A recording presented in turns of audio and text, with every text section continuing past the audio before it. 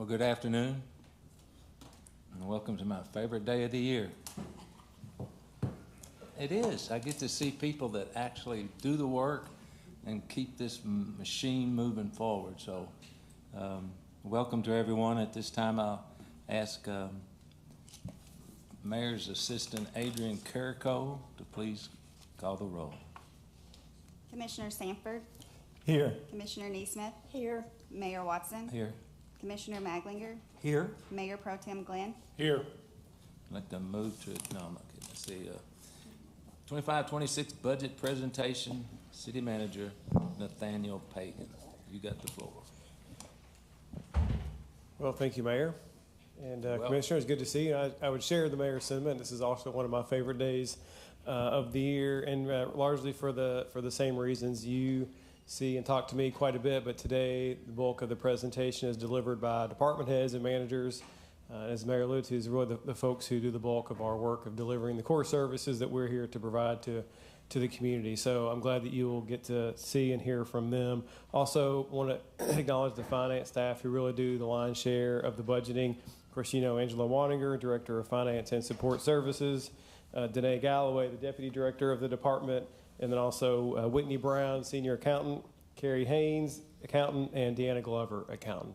And so this group does a lot of the work starting months ago, preparing budget spreadsheets, fuel numbers, and all that kind of analysis that they check on an ongoing basis. And so certainly like to acknowledge them and their efforts as well. Thank you. So we'll start into the presentation, and it will sort of mirror in large part what we see in a typical year. We'll just do some quick context for background to talk about a few ongoing initiatives and projects. And the bulk of the presentation today is related to the proposed expenditures for the 25-26 fiscal year. And again, you'll hear from department heads and managers what they're proposing to spend our community's hard-earned tax dollars on. And so they're able to do that in a very professional manner in a way that, of course, is much more detailed than I could provide as well. At the end, we'll cover revenue. Angela will cover that, and then also a quick slide on forecasting as well. As you probably recall, we do a 5-year rolling long-range plan just to make sure that we are taking a long-term emphasis and making prudent decisions and again, not getting ourselves in any kind of financial bind, hopefully. So we'll quickly look at the long-term plan at the end of the presentation today. So we typically talk briefly about the number of employment. This is deployment in Davis County. That's the lowest rate that it's provided from the state. And so you can see a chart that probably looks very familiar to you that was high in 2020 prior to COVID, dropped in COVID, spiked back up, and then has sort of moderated over the last couple of years. A little bit of a tick there, tick up in the end. I think that's really more of a collection measure actually than any probably change in the actual economy of Davis County. So the other side of that chart is unemployment. The other side of that information, and so again, not a perfect number necessarily, right? There's some challenges to the unemployment rate and labor force participation rates and things of that nature, but at least it's some kind of objective measure to look at and see on a relative basis how our local economy is doing. And then finally, I like to look at some Owensboro specific indicators as well. I particularly like to track housing starts, and so if you can see there, single family housing starts have gone up quite a significant margin over the last year. I think that's probably because of the prevalence of 2 large JAGO neighborhoods that are currently in development. And then, of course, there's a Thompson neighborhood in Keeneland Trace on Carter Road that's still moving heavily. So that's the bulk of those, and those 3 large. And then in particular, the JAGO has really started moving on that Highway 60 West development over the last year or so. So I think that's where you see the bulk of the increase there. Multifamily are interesting. That's kind of a niche, though not a major indicator necessarily. The value of regular and commercial permits, or commercial and industrial permits, and that varies widely year to year based on investment in the community. And so, one large project in a particular year can skew that data pretty strongly. And then finally is the active business licenses. And so, pre-COVID, we were around 10,000. I know during the COVID years, we dropped into the mid 9,000 range and have spiked back up recently. I think we've probably seen an increase here recently from a lot of out-of-town contractors who have come to town and mostly pulled business license, hopefully for doing storm-related damage, hail damage, roof damage, and things of that nature due to recent inclement weather. So that's probably why I think we see a spike here more recently for the number of active business licenses. Got a series of key projects we will quickly review. These are not new, so these are things that are already approved, already funded. The Senior Center is moving. I think there is a press conference scheduled for tomorrow afternoon to provide an update on that, but that is moving well, and you can see a rendering there. Similarly, indoor sports facility is well under construction. I think our estimated completion date as of now is still July of 2026. So that project is underway, and we look forward to seeing that completed. I know in talking to our friends from OVG who are here right now that they had a meeting with a potential tenant earlier this week, in fact, this morning, in fact. So just trying to always make sure that building is fully utilized. And so even though it's a year plus from being open, already looking at how we can program that space. Fire Training Center is essentially complete, and I think we have a ribbon cutting or some kind of dedication ceremony scheduled for Thursday, I believe, Thursday at 10 o'clock for the Fire Training Center. So I know you'll all be in attendance for that good event. Another Operation Firehouse project is Station 3 that's under construction on Cravens Avenue. That seems to be going well so far. York Stormwater project, again, is nearing completion. That's about a $5.25 million project. So glad to see that get it to completion later this year.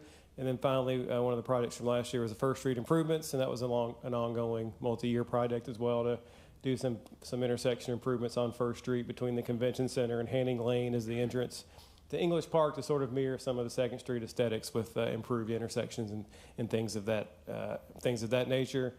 And then finally, I think there was an article in the paper today actually about the pickleball project, and so that continues to go. I think design is essentially done, and hopefully that project will be out for bid within the next 60 or so days. So all key projects that are ongoing and are moving well. Those items are not in the 25-26 budget that we'll be talking about today. They have already been approved and funded. So really, again, talking about the budget for next year, overview of what was emphasized in the budget. These are the exact same as last year. In many respects, this is probably the most of a continuation or status quo budget for year over year since I've been here. So we really have very few changes from a broader structural perspective. So we, again, prioritize community and economic development, infrastructure, public safety. We want to be conservative, have a balanced general fund. And then obviously we are assuming no rate changes. Those are the priorities you give to me that we kind of go into budget with, right? Prioritize public safety, prioritize infrastructure, economic development, and be conservative largely. So you guys give that to me as directive, and we translate that into our proposed expenditures for the year.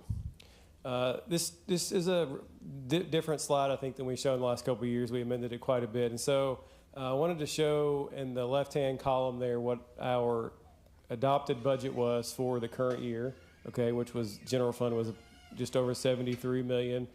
The middle column is the amended budget, which you can see went up to about $82.9 million. The amended budget typically goes up largely over the current year.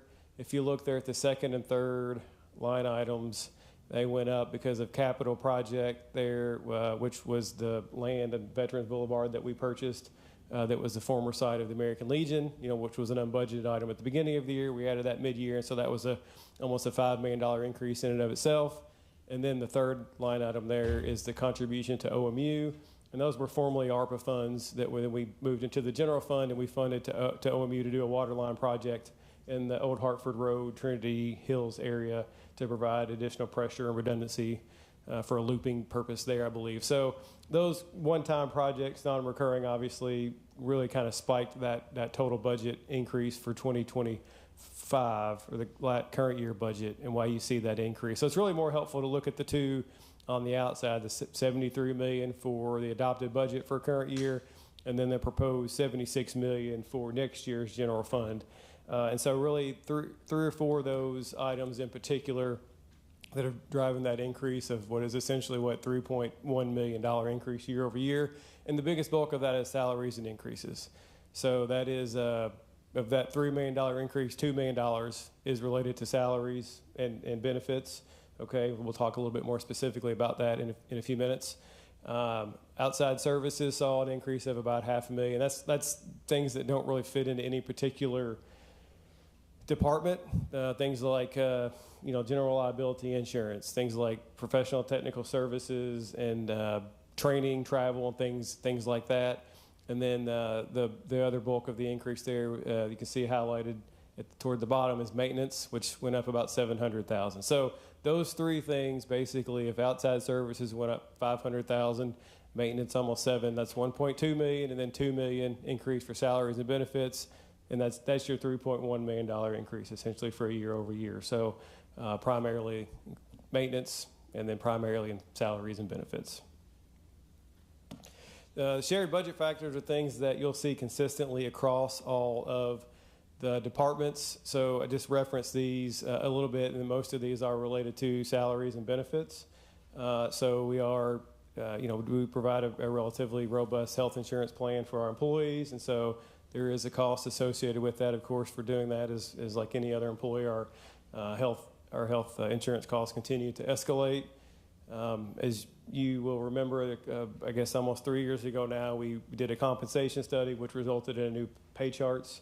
And so we, in accordance with the charts, provide a step increase every year for employees. We are also proposing to fund a 3.5% cost of living adjustment for all employees as well.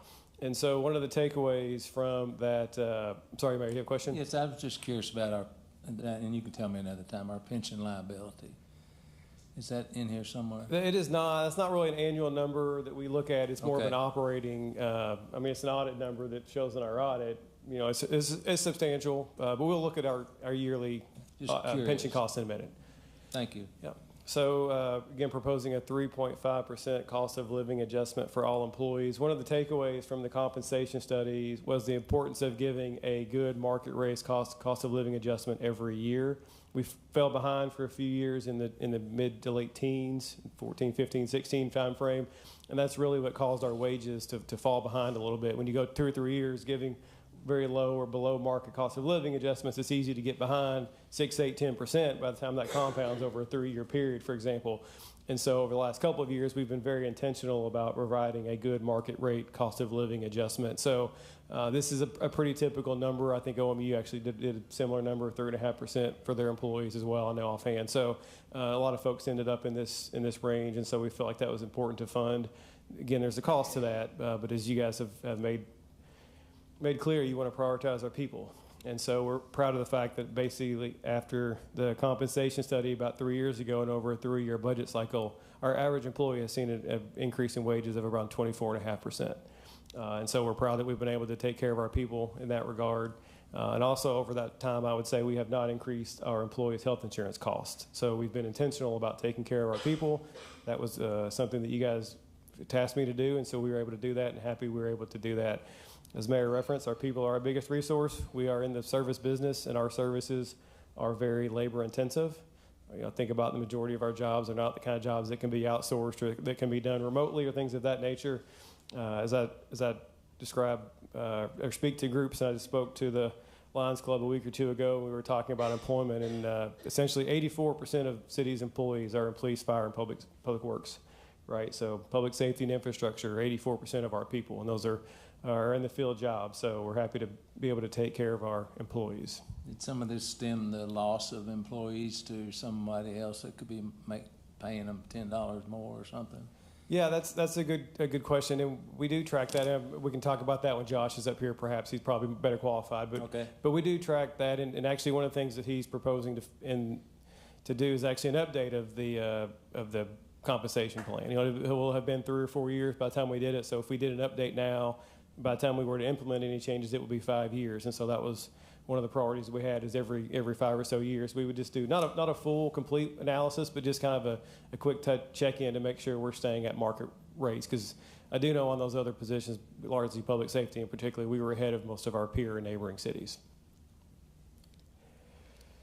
Mayor asked about pension, and he was asking more about, I think, the liability on the audit, which is a relatively large number, 8 or 9 figure number type. But pension costs have been a challenge for years. It's largely moderated a little bit, so this just shows the year-over-year increases that are anticipated over the next few years.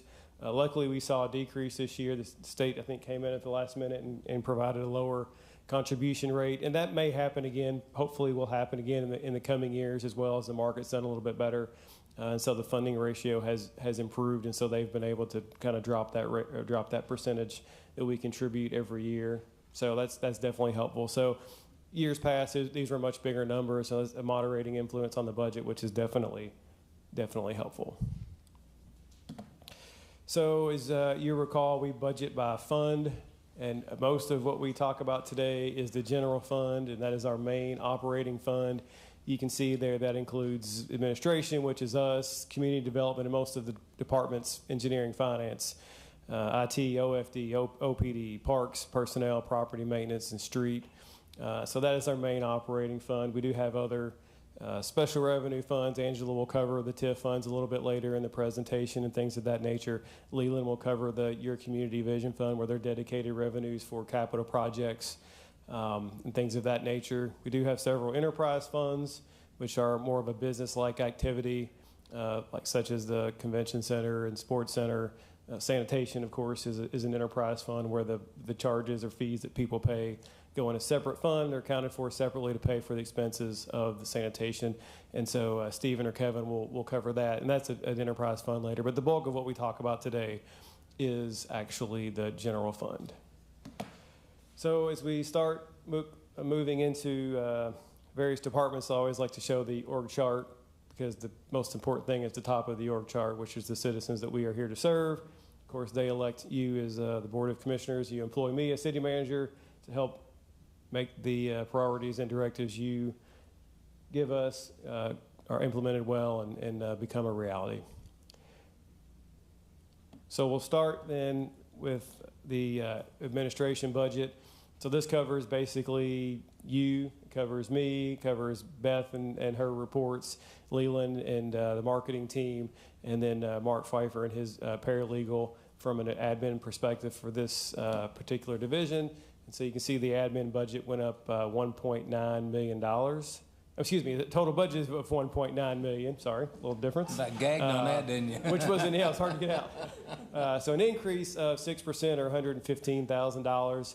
And you can see there in the second bullet point that the bulk of that is personnel, right? So our personnel costs went up $112 of the $115,000. So that is the bulk of that. So unless there are any questions at this point, we'll start rotating through the various department heads and managers who will sit in the hot seat here between Leland and me, and I'll hand it off to Tim for his budget. Thanks, Nate. Mayor, Commissioners, Director of Public Events, Tim Ross. And so for this year, public events, kind of like Nate said, not that we're being complacent in any way, but very similar to what we've been doing the last few years, right? Building partnerships with community organizations doing stuff in the city, as well as the CVB Convention Center. I meet with Jeff and Jamie and their team all the time, and as Nate referenced, working on that indoor sports facility as we're starting to ramp that up. It doesn't seem like it's a long way away, or it seems like maybe it's a long way away, still about 14 months, but yet we're actively working on that now. So as Nate referenced, the vast majority of that increase there goes back to the benefits, packages and salaries. Maintenance, supplies, you can see is down drastically, but that's just kind of a reallocation into the other, just categorizing between supplies and contractual services, things like that. So for the most part, everything kind of stays kind of cost neutral, just typical increases in minor expenses from year over year. Highlights and partnerships that we referenced, obviously the Wendell Fosters, fantastic group. Their half marathon continues to grow. We work with them quite a bit.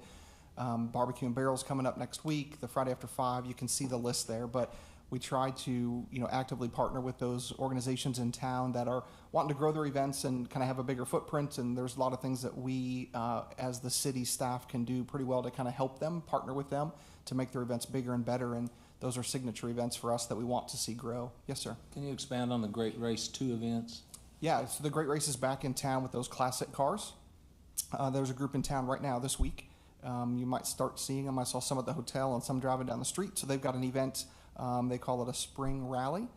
It's got 60 to 70 participants. So they're not one. The vast majority of those aren't participating in the actual race that they do later on this summer.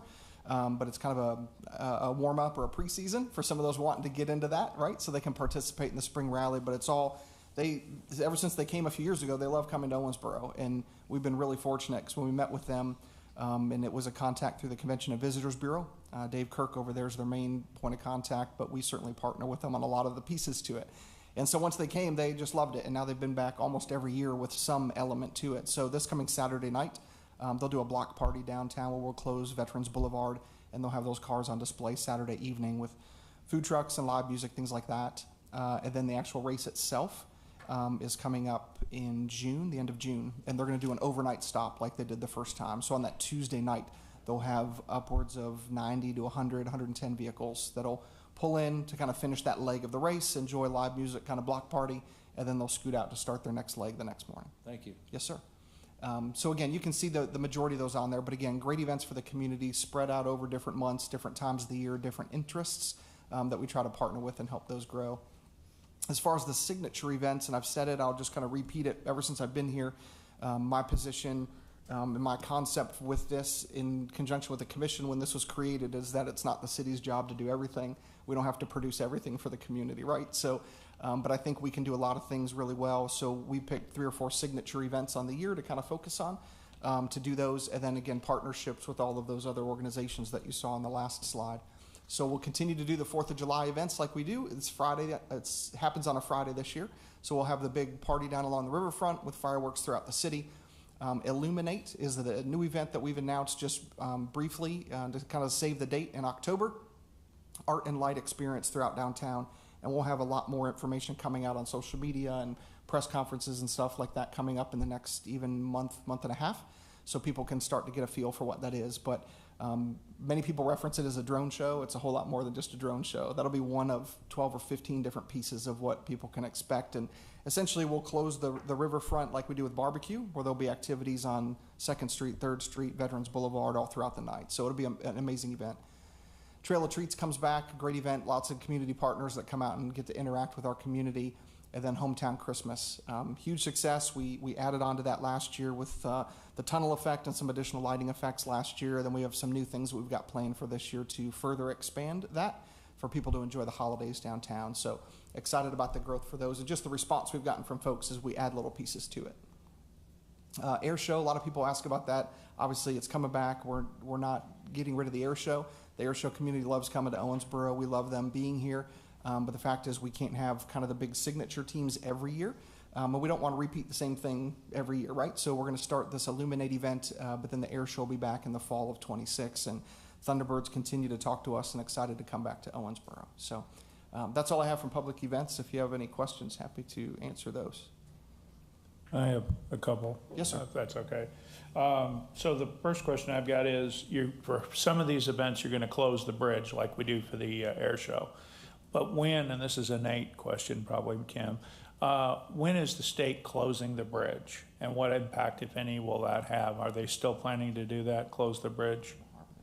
Yeah, that's a good question. In fact, the city engineer were talking about that just 15 or 20 minutes ago. I don't know that we've still seen firm dates when they will close. It's my understanding it will be this summer, though, for repairs to that, but I don't know that they put out a press release with the actual dates yet, to our knowledge. Okay, I just don't want it to impact your events. Yeah, but, we'll continue to talk to engineering. From what we understand, they don't have dates confirmed yet, and we typically only do it on what we'd call air show weekend, if you want to call it that. So we'll push that and most likely do that in conjunction with Illuminate, but we'll announce that down the road, but we continue to monitor it. Okay, and I drive across the bridge quite a bit, when the lights are on, and I think are the lights fully operational? I know we've had some problems off and on with the lights. Are they at optimal shape, or are we still waiting for repairs? I don't think we're waiting for any current repairs at this point. We had some issues with lightning strike about 1.5 years ago, and they've gone back to reassess that. We had some water damage at another time, so they've gone back to readdress that, and I feel like almost anything on a maintenance issue. There's just continuing maintenance. That seems to be highlighted, that people notice really quickly, because of the visibility, obviously, of it. But at this point, they're all functional and programmed like we anticipated that we would be able to do. So we actually integrate those into the July 4th. We purposely program those in conjunction with, same thing at Christmas time. Most people are focusing on the tree, but all the lights in the back, it's all choreographed, so the system's working like we intended it to be. When it works, it's beautiful. It's a lot like the water feature. When the water feature works, I just like to sit there and, meditate. It's mesmerizing. Beautiful. When things work like that, it's awesome. Sure. Well, Tim, appreciate all your great work and your staff. Thank you. Thank you. Okay. Okay, it appears there are no more questions for Tim, so we'll transition on to Community Development and Director Abby Shelton.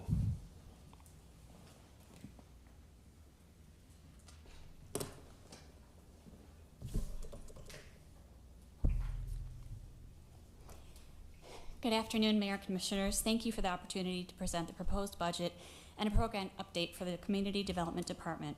The Community Development Department budget is located on page 22 of your budget book. This budget supports the salaries and operations of 2 staff members, myself and Evan Gogol, Housing and Grant Coordinator. The total department request for fiscal year 2025-2026 is $350,022, reflecting an increase of $14,234, or 4%.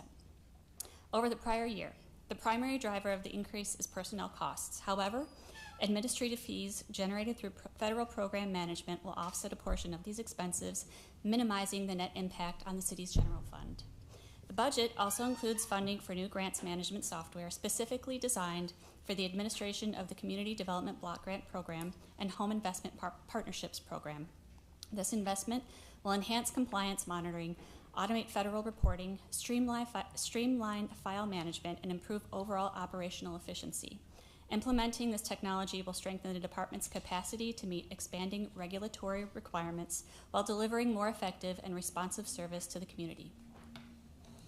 I am pleased to report that thanks to your continued commitment to sustainable economic development, the Riverview NRSA has achieved significant success. Since 2020, over 300 project applications have generated more than $11 million in total investment, with nearly $8 million contributed by private sector partners, a clear demonstration of strong community buy-in. Beginning in July, Community Development will transition its revitalization efforts from the Riverview NRSA in the Northwest to the newly designated Monarch NRSA on northeast side of Owensboro, carrying forward the successful strategies developed over the past 25 years. The department continues to manage key grant programs that support housing, economic development, and public improvements. Local community catalyst grant funds, activities such as single-family rehabilitation, new construction, rental rehabilitation, and the 50/50 demolition initiative. We also administer the city's annual federal allocations through the Community Development Block Grant and Home Investment Partnerships Program. Proposed budgets for these programs are located on pages 169 and 170 of your budget books, with final allocations expected in early May. These resources will support homeowner exterior rehabilitation, commercial facade improvements, beautification initiatives, first-time homebuyer assistance, and the work of our newest certified community housing development organization, or CHODO, Habitat for Humanity of Owensboro-Davis County. As the city's designated CHODO, Habitat will serve not only as a nonprofit partner, but also as the primary developer and builder for our affordable housing initiatives. Their role will focus on constructing new single-family homes to expand affordable housing opportunities with the community. By leveraging their expertise and cost efficiency, the city can maximize the impact of its federal funding, producing high-quality housing at a significantly lower cost than traditional development models. Habitat's partnership will be central to the city's broader strategy to nurture sustainable neighborhoods and address critical housing needs. Beyond our department's work, we are proud to share that the grant assistance has been expanded to other city departments as well. By providing technical expertise and administrative support, Community Development will help secure additional grant funding for projects outside of our traditional scope, creating new opportunities for public improvements and public service programs. This collaborative approach will increase the city's capacity to leverage external funding and enhance service delivery without overburdening the general fund. Mayor and Commissioners, thank you again for the opportunity to present the Community Development Department's fiscal year 2025-2026 budget request and program report.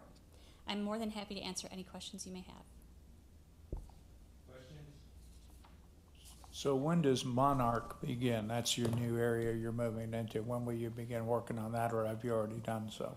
Well, the planning work is completed, but the actual work will start taking applications in July. And do we have any concern, I know you get this question a lot, about the federal government's budgeting situation in terms of threatening CBDG grants? We have been told by our partners at the state level or the federal level with the state that continue as programming is coming in and keep doing what you're doing. So we're trucking along.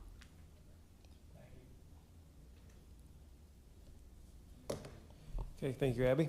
I'll just point out while we're transitioning, one of the things that you said that her department will be offering more services to other departments in the city. We intend to apply for more grants. It's one of our points of emphasis for the next year. So, we typically have a grant every other meeting or so, grant approval and municipal order at the meeting. So hopefully we have more of those over the coming year.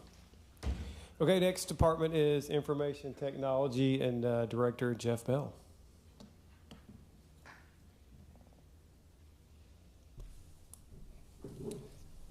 Thank you, Nate, Mayor and Commissioners. I appreciate the opportunity to address you today regarding the information technology budget for 25-26.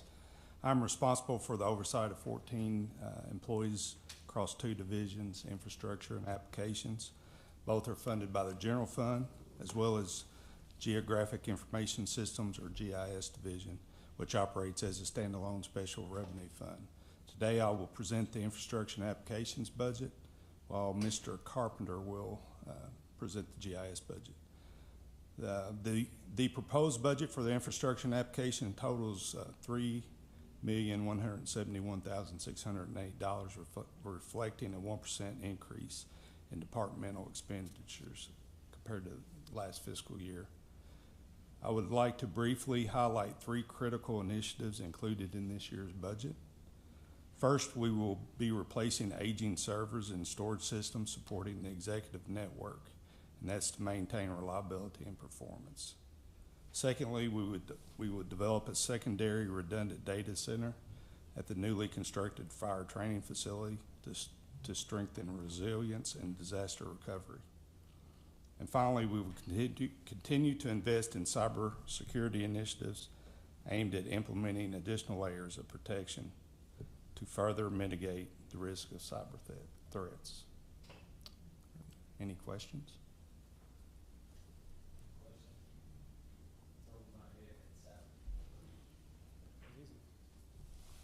Thank you all. Thank you, Jeff. As Jeff referenced in his comments, Will Carpenter, the GIS manager, will present the GIS budget.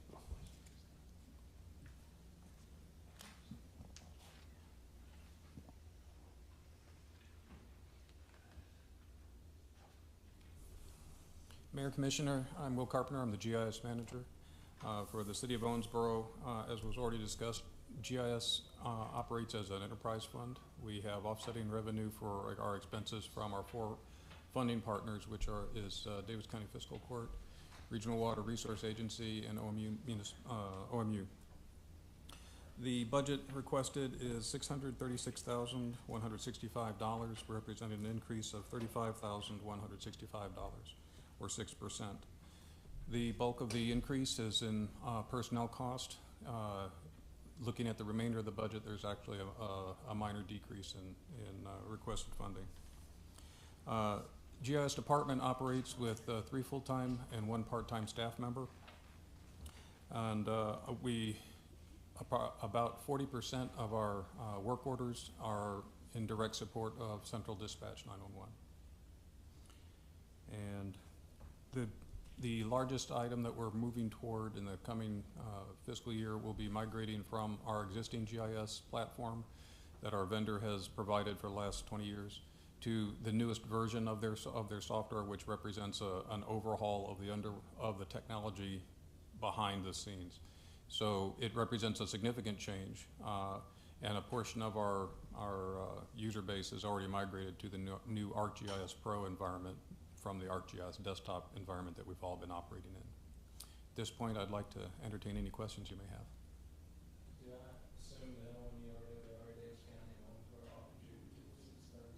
Correct. Each pays 25%. It's a good partnership. It's been in place for what? Almost 20 years now? Yes, sir.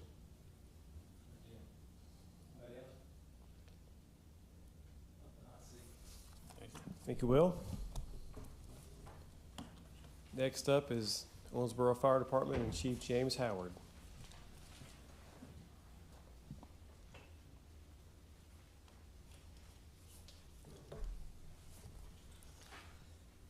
Good afternoon, everybody. Honorable Mayor and members of our City Board of Commissioners, thank you once again for the invitation to present the fiscal year 26 budget plan for the Owensboro Fire Department. The first slide that you see here portrays the flow of authority from the citizens at the top, and you can see where I land on the bottom there. I think the city manager said it really well earlier, as far as the folks at the top really are the people, the ones that we answer to. That's the way it should be. This is a good illustration of the recognition that we're merely here to serve. And of course, I'm extremely proud, as always, I've expressed that to you, that my service is in the form of public safety. And that's why I'm here today. So this slide portrays the flow of authority. I'm sorry, this is our organizational chart within the organization, where the previous one was for the city down to the fire chief. So the organizational chart for OFD is here in front of you. Some or all of you are very familiar with this. You've seen it multiple times. The only difference this year is whenever you get down to the next to last row when it comes to the driver engineer positions. And I'll explain why that is in the next slide, if no one has any questions about the org chart. Actually, this slide after this, we'll talk about the driver engineers. So this is kind of where you get into the big numbers on the budget. The meat of our discussion today is all about resources and what we need to equip those in the org chart that you saw previously to make sure we're out there, we have what we need to offer the critical services that we do. For the fire department, that means critical services in prevention, training, and emergency response. So the fiscal year 26 budget, you can see on the slide in front of you, to the left there at the top, that's $17,259,887. That is a little bit more than last year. It's 4% increase, and with the increase that things cost, like, you really have to be minding the store to not have increases beyond being less than 5%, or even just to keep it in single digits. So we really strive to do that, so that we think that 4% is really modest. As well, over 80% of our costs year to year, as it should be, because the fire department's made out of people, is our personnel. So personnel costs are salaries and benefits, and you're familiar with a lot of how that breaks down, but to keep that with only a 3% increase is quite a chore, because the city manager's already mentioned to you the cost of living, and we understand that there are step raises built into that as well. Supplies, several different things go into that. It's an 18% increase, which seems like a lot, but whenever you get into some of the things that we're purchasing, as far as radio parts and different things that we need just to keep things running, the 18%, because supplies isn't as significant an expenditure as personnel, you can see an 18% increase with only $100,000 making up that 18% increase. So it's not terribly significant when you look at the overall budget.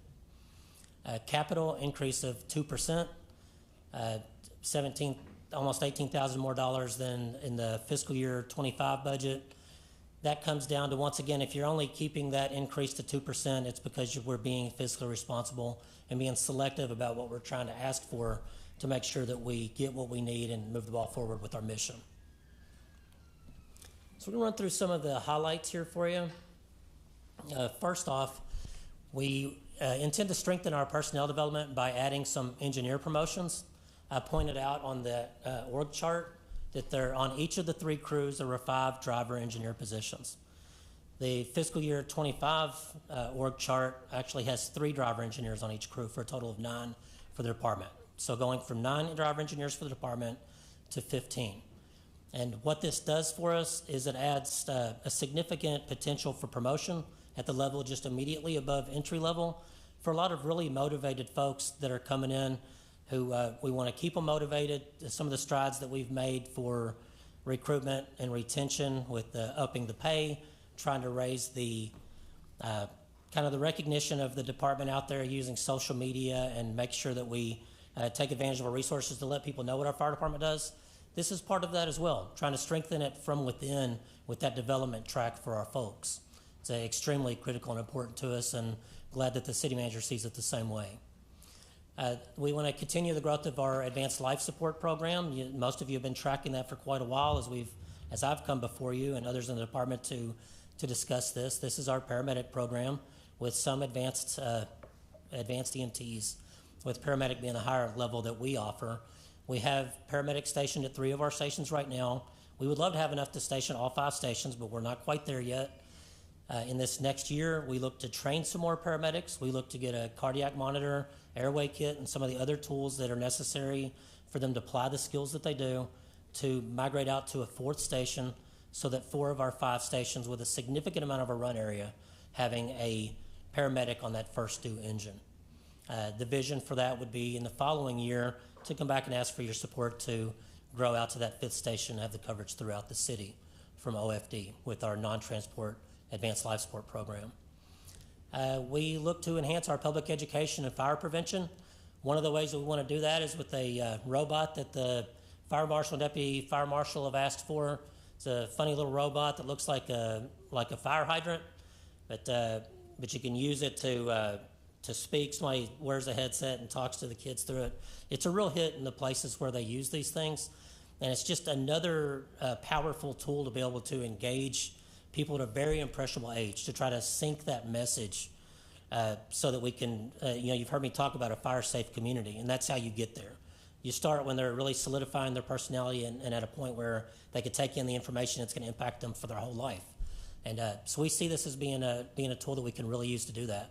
In addition to that, of course, we're trying to upgrade some of our curriculum and some of the things that we're out there teaching as well. But we look forward to showing you our little robot whenever we get it with your approval. The 4th bullet here, improving water rescue response via additional training, new personal protective equipment, and upgraded sonar. This package here is part of an initiative and it carries on with a continuum that we've been in for quite a while, recognizing the level of risk that we have as a city that is positioned on the Ohio River, and our responsibility to those who do business here, live here, play on that river, that we need to be able to respond and make sure that we have the best response that we can. And you've seen some examples of how our response has been built up to the point that we've been able to even help other jurisdictions whenever they have the need as well. But so we're going to push the ball even farther forward on that. Lastly on this slide is to make our fire operations safer with special training and an additional rapid intervention air pack. There's also multiple other pieces of equipment that if you want to know about, I could go on about. But for the sake of time, I'll keep it to this. Battalion Chief Gant, who's sitting behind me over here, our training chief, he's identified some training that could be really valuable and bring in some outside perspectives that can really challenge some mindsets in our department, some hands-on skills, so that we're not kind of having tunnel vision and kind of getting, kind of just reiterating the same thing when we know there are other mindsets and skills that you can bring in. So we really look forward to bringing in those new ideas and challenging ourselves physically and mentally whenever it comes to firefighter rescue to really up our game there as well. So that's my highlight slide. Does anybody have any questions about this or anything else that I've said here this afternoon? Any questions? I've just got one. So on the water rescue training, who do we collaborate with? In other words, beyond Davis County. So I think we went to Spencer County when there was a guy missing off his boat. He was fishing. Do we work with any other counties in Indiana, or where we would go and send our services for water rescue? Of course, some of it depends on who asks, but our immediate responsibilities whenever it comes to the river is the lock to lock. Since we got the fireboat several years ago, and some of you may have been on the commission at that point, we've had that lock-to-lock response. Outside of that, we could make mutual aid responses if we're requested. There are other water resources when you get beyond those locks. Henderson, Evansville, they have a pretty robust set of resources up there, but it doesn't mean that they wouldn't need one more boat depending on what's going on, especially if you get into an aviation emergency or something like that. But yeah, we're typically lock to lock. Now there are other water bodies throughout the community that aren't moving, and those would be a different kind of response. When we have gone out to other counties to help, it's been a mix.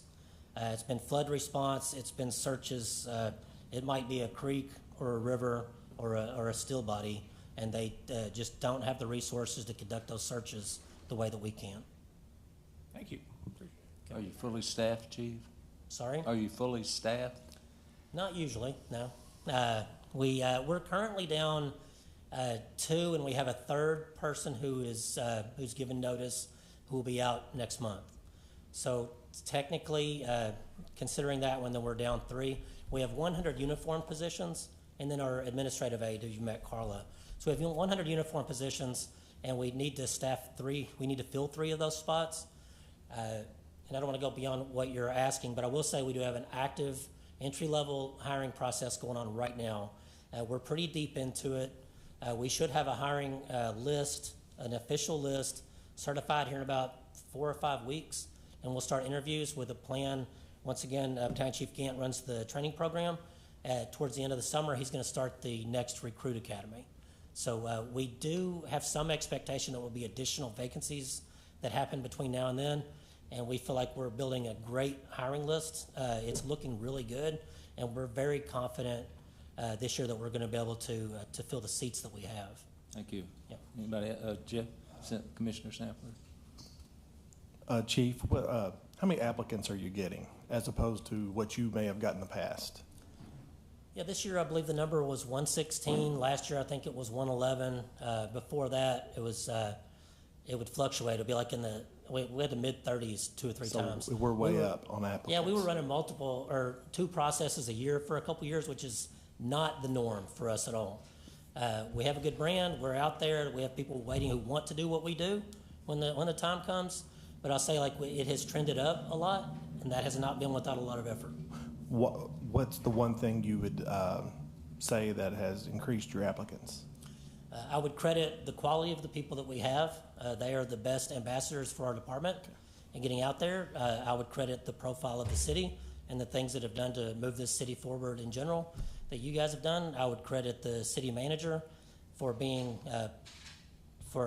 responsive to the market and understanding that pay and benefits need to keep up with what's out there, because we're competing for talent with a lot of different organizations and even people wanting to go into business for themselves. I would credit Shaylee and marketing team here at City Hall. It's everything. We put out there what we do, make sure people know that it is of quality and that it's attractive and something that they would want to do if they have the heart and the drive to do it. We try to make it as attractive as we can, light the path, make sure that people know that no matter what color you are, what walk of life you are, whatever, that if you're interested in this and you want to pursue it, that we want to meet you and we want to see if you're right for the job. And your training officer is really good, right? He's okay. Battalion Chief Gant and his lieutenant Ted Johnston are world class. Okay. We are very fortunate here. Thank you very much, Chief. Thank you. Okay, thank you, Chief. Next department that we'll discuss is Finance and Support Services. As you know, Angela Waninger is the director of that department. You'll hear from her later talking about the TIF and revenue and the long-range plan. So the 2 divisions under her purview will be presented by their managers. Her first up would be Deputy Director Janae Galloway for Finance. Hello, Mayor and Commissioners. Thank you for giving me the opportunity to present the finance budget and kind of talk about the finance department here today. I'm very blessed to have a finance staff, 17 full-time people and 3 part-time. You couldn't have a better finance staff. This city is very lucky to have the people that support the city in a financial manner. Our finance department is responsible for revenue collections. They assist with businesses in their filings and with licensing. We support finance, supports the staff here in the city, the other departments with accounts receivable, accounts payable, purchasing, grant support. We help them track their budgets, make adjustments. Our finance staff here, with the support of the city and the other departments, has been able to receive certificates of excellence. We have the Triple Crown right now, which means that you've won the award for your audit, for your budget, and for your PAFR. We have had the Triple Crown for 6 years. We've got the audit award for 43 years and the budget award for 25 years. So you all really we are really blessed to have the staff that we do, and they do a great job in managing the city's finances. Our budget this year is $2,352,587. It's down 7%. Our increase is basic personnel cost, as they've discussed before, but our decrease is due to prior year we had budgeted tax collection or revenue collection software. That was in the prior year. So with that out, that's caused our budget to go down this year. If you have any questions concerning finance, I'd be happy to try to answer those. Could you introduce some of your Yes, I'd be happy outstanding to. people? I have the accountants with me, and they're really the backbone of the financial information collection part. Finance is kind of divided into multiple areas. We're purchasing, which is Kaylin Fox and Wendy McFarland. Then we have the ladies here that do the finance part of it. The farthest from me in the peach is Carrie Haynes. And then Whitney Brown, which is our senior accountant, and she oversees the couriers and the courier routes. And then Deanna Glover, and she's accountant also. And then we have the tax area, which there's a lovely picture of the tax staff on this year's budget cover. And Dana Coombs is the occupational tax administrator. She's the supervisor there. They do a great job in working with the public and give them a lot of assistance with occupational and licensing and net profit filings. And then we have Sarah Dow, which is our clerk downstairs. She does a lot of our mailing and helps keep us straight and gives us assistance when we're on big projects. And then we have Susan Steersman, which has been with the city for a long time. She's our accounts payable clerk. And then we have Ashley, which is new, and she's Angela's administrative aide. And she also fills the gaps for us a lot and does a lot of things when we need extra help with projects. And I know she helps a lot of the other departments also, like personnel, and she's helped admin some, I think, today. So she kind of fills the gaps for us. So we've got a really good staff. I feel very blessed to be able to work with them. Thank you. Okay, who's next? Okay, next, Josh Bachmeyer. Good afternoon, Mayor and Commissioners. I'm Josh Bachmeyer. I'm the city's HR manager. And I'll be presenting the Human Resources Department budget. We have a total staff of 6 full-time employees, including myself. This year's overall budget is $138,000 more than last fiscal year, for a total of $1.27 million. The changes are, for the most part, one-time under the personnel category, one-time personnel-related expenses. I have 2 retirements coming up this year, so we have added some additional funds to bring the replacements on board a little sooner to train, so basically for training purposes. The maintenance category shows an increase of 14%. This category includes maintenance software. The increase is due to Active Directory integration of NeoGov.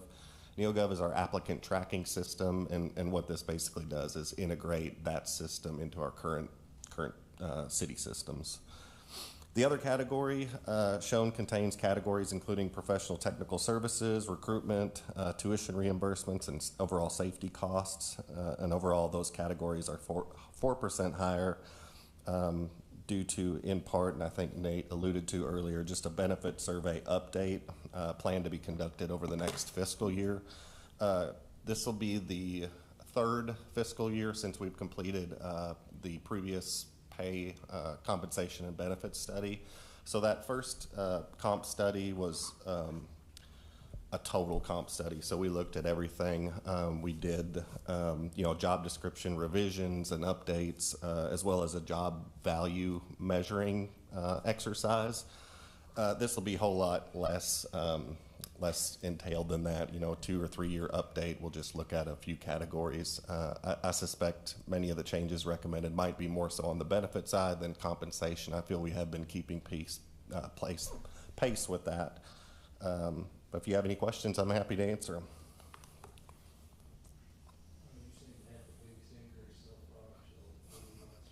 Thank you. As Josh alluded to, a lot of it is a one-time expense. I know you were joking, but a lot of it was a one-time expense because he has 2 key people leaving, including our payroll administrator. We want to keep getting paid. I know you do as well. And so a lot of times we have key vacancies like that. We'll bring in their replacement for a period of time to work with the retiring person, right? So there's a little bit of cost there, but it's well worth it and from continuity, and so we ensure that those services continue. So that it is bumped a little bit higher than it would otherwise be. I got one quick question. Sure. So, leave time. How do we? I know we have federal laws for that, and I'm sure you adhere to. And I don't know about state laws, but if somebody had to care for a sick loved one for say 3 weeks, how would you handle that as our HR director? Is there a way to do that and keep the employee, or would we lose them? Sure. Yeah. Well, I do handle like the FMLA process, and I pretty much wholly handle that myself.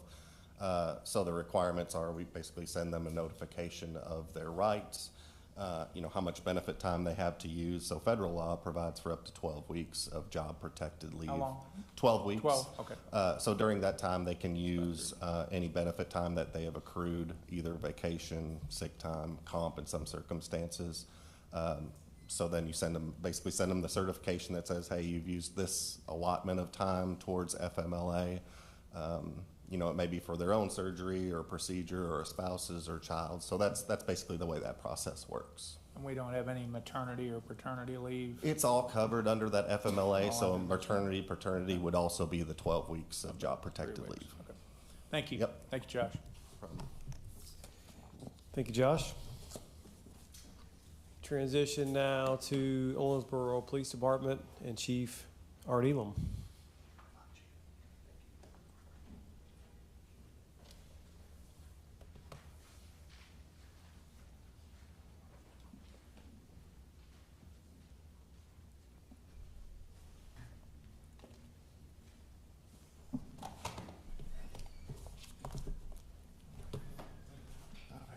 Good afternoon. We'll start with my my budget. There's our org chart. The only thing that's changed on there is my face. We used to pick a more current picture. So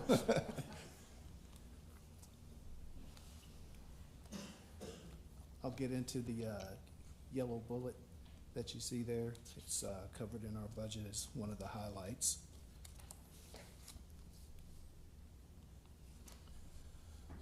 Personnel costs went up as it did for most of the city, which is largely due to the pay increase that we received, 3.5%, and our annual step increase. Also, we have the additional 2 officers added to provide support at our Owensboro Police Academy. So what that does for us is it eliminates the need to bring officers in off the street to go out to the academy to teach, because we have so many people that are trained in so many disciplines, and with life things happen. They might get called out to work another case or whatever. So when we have officers that are dedicated, we can cross-train them in many different disciplines, so that lessens the burdens on the overall organization and staff. So, which is a tremendous help to us. Maintenance is down. That's a public works number there for vehicle maintenance and such. Supplies went down. Capital is up 4%, largely due to the purchase of a Trimble X9 3D scanner, which we use for accident reconstruction. Also, it can aid investigators in crime scene development. This piece of equipment just replaces some outdated technology that we currently have. Definitely more accurate, certainly more efficient. The unit we had before, you had to sit it down and calibrate it, which could take 10 to 12 minutes. But you had to do that every time that you moved it. This one here will calibrate itself pretty much very quickly. And it cuts down on the number of times and the number of officers that have to be present to do this stuff. They worked like 92 major collisions last year, and again, plotting out murder investigations, crime scenes like that. It'd be a tremendous help to our officers and investigators. Also, we have a Lafayette polygraph machine, which is going to, again, replace outdated technology that's beyond its service life. Our polygraphers, we actually have 5 here at the Owensboro Police Department, more so than, I think, KSP, more so than the Kentucky Law Enforcement Council. But we conducted 139 polygraphs last year for criminal and/or pre-employment exams. We do those for not just the police department, but we do it for the fire department as well. And of course, the criminal investigations, if somebody from another agency requests that we do a polygraph, we do that.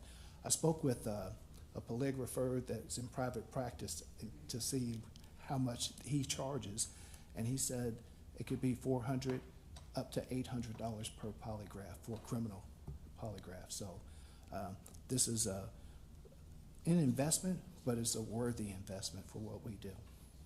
So also on capital equipment, the tornado sirens that Paul Nave budgets for these every year, you know, it's just on a kind of replacement cycle. So we have 2 budgeted just as we did last year. And of course, those things are a tremendous help, especially in times of storms.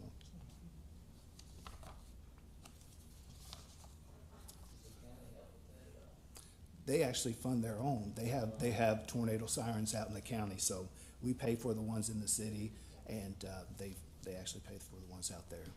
So that's all I have at this point. If you got any questions, I'll be happy to answer those. Are you fully staffed?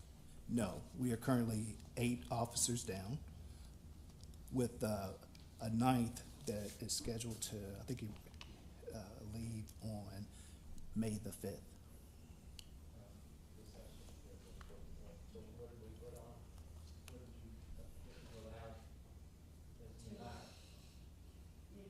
Two. Yes. Say again? Out of 8 requests, 2 hires? No, those are just 8 vacancies that we currently have. Yeah. So you had left 10 then? I'm not following you, sir. No, I think last time you asked, a couple of meetings ago, I think you were at 12, maybe a month or so ago. Well, and it that, changes almost daily. Right. Or weekly, and probably. that number counts, it was 13, but that was actually 8 vacancies, and we have 5 officers, recruit officers at the academy right now. So even though they are hired and on the books, they are no use to us on the street until they graduate and go through the police training officer program and get out on their own. So you're not fully staffed? No, we're not fully staffed. Now, where the 2, I think, maybe got confused, that we're proposing to add 2 additional positions in next year's budget. So right now you have 114? 112. 112 officers approved, and so for next year, if you approve the budget, that would actually go to 114. So 2 new positions, which are obviously vacant at this point because they don't exist, but then that would be 2 additional positions, which I think he's going to use in the academy. Yes. Primarily. So that means you're still down unit-wise on the street. Yes. Is everything? Is 2 enough for the academy? 2. Or, because I want people on the streets. Right. And we can, it's new to us, the academy still. We're still navigating through that. Mm-hmm. But I think with the additional staff that we're proposing to put out there, that certainly affords us the ability to keep officers on the street. Mm-hmm. Now, some of them want to, and we're required by law to go out and teach a certain number of hours per year, Right. or every 3 years, just to maintain our certification, which that's a benefit not only to the rookie officers that are being trained, but also the officers that are training, because it's an invaluable experience they get coordinating, working with the people that will be out on the street working beside them at some point. Right. Well, public safety, I think, is very important to all of us. So we just want to make sure you have everything you need to keep people on the streets and keep people safe here in the community. Okay, that's a good point. And I'll just say this because, I mean, we've talked before. It's no secret. When it comes to an agency our size, for the size of community that we have, we are grossly understaffed compared to like-size agencies or larger. I looked at numbers, and when it comes to officers per population, we are right at 1.82 officers per 1,000 citizens.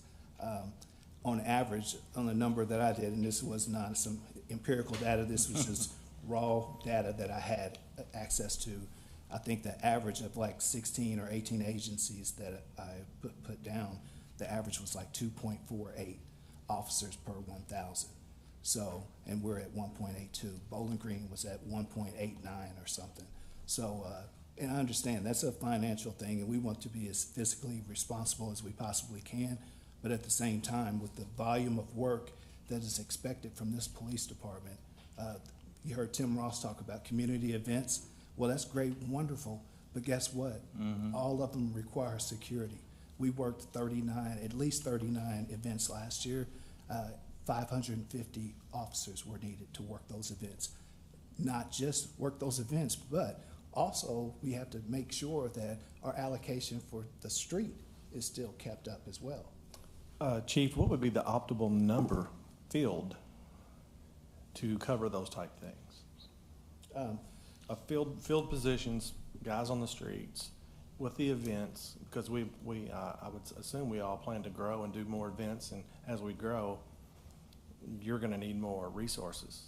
Yeah, that number, I mean, I really have to dig down, but we're talking somewhere in the neighborhood of 124 to 138, and just depends on what number you go by.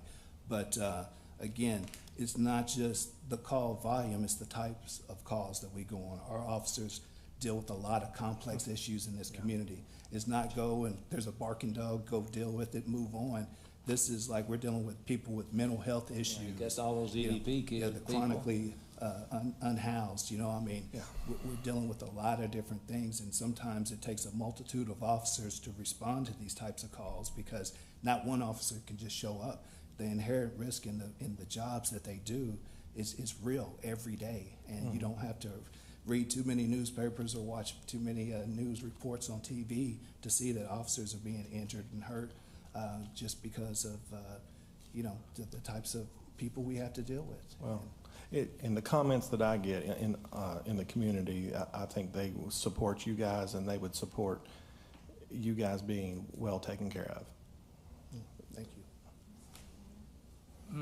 Okay. Go ahead, Sharon. I was just going to echo what Jeff just said. When you go to the Alliance meetings out in the neighborhood, I know that was oftentimes a conversation of, I just remember them talking about how that they have one officer and the area that officer covers is amazing. And I'm just thinking of like the Tamarack Road goes all the way over to like Breckenridge and that type of thing. It seemed like we were short. So we are concerned, and I'm speaking as a manager of a business downtown. There is a lot of opportunities for the officers to stay really busy. I guess that's a nice way of saying it. Yes.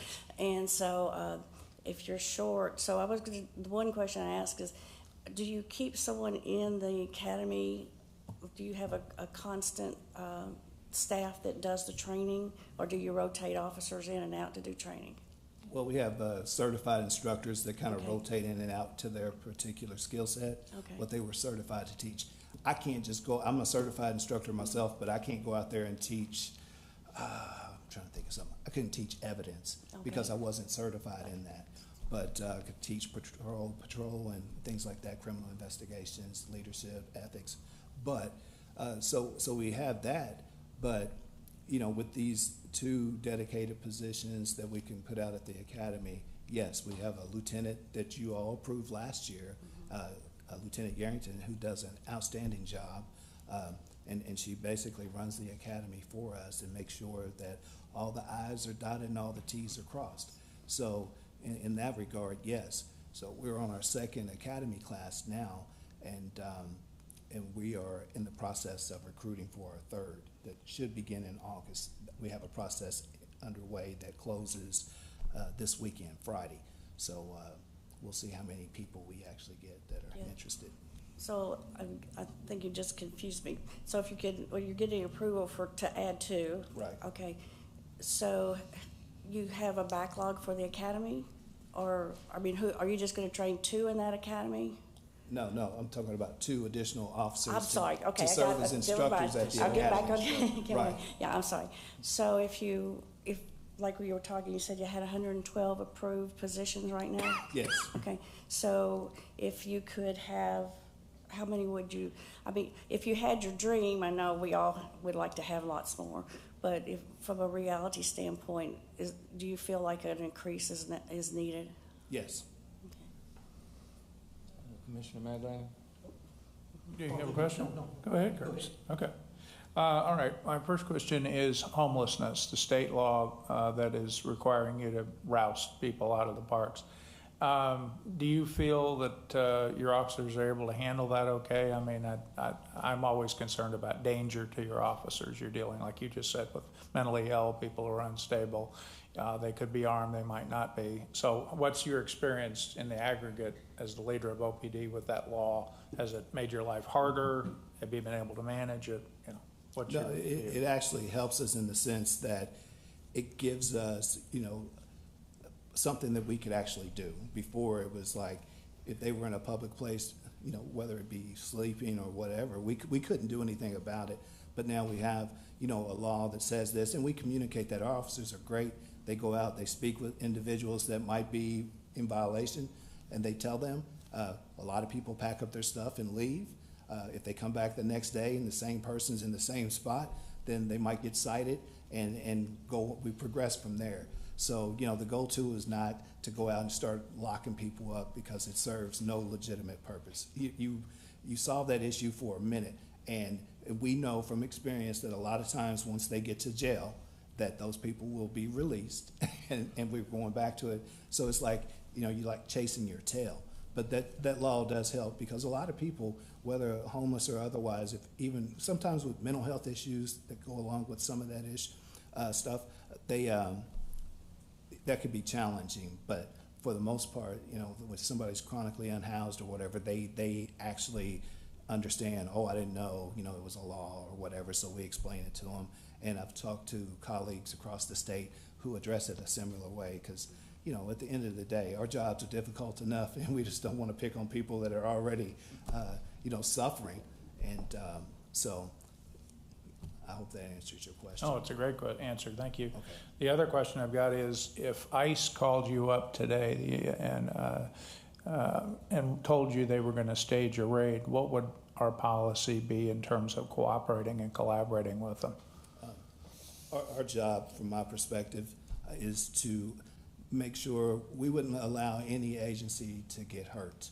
But I'm speaking on behalf of Art Elam, the chief of police, maybe soon the former police chief or something, but that is not what I signed up to do.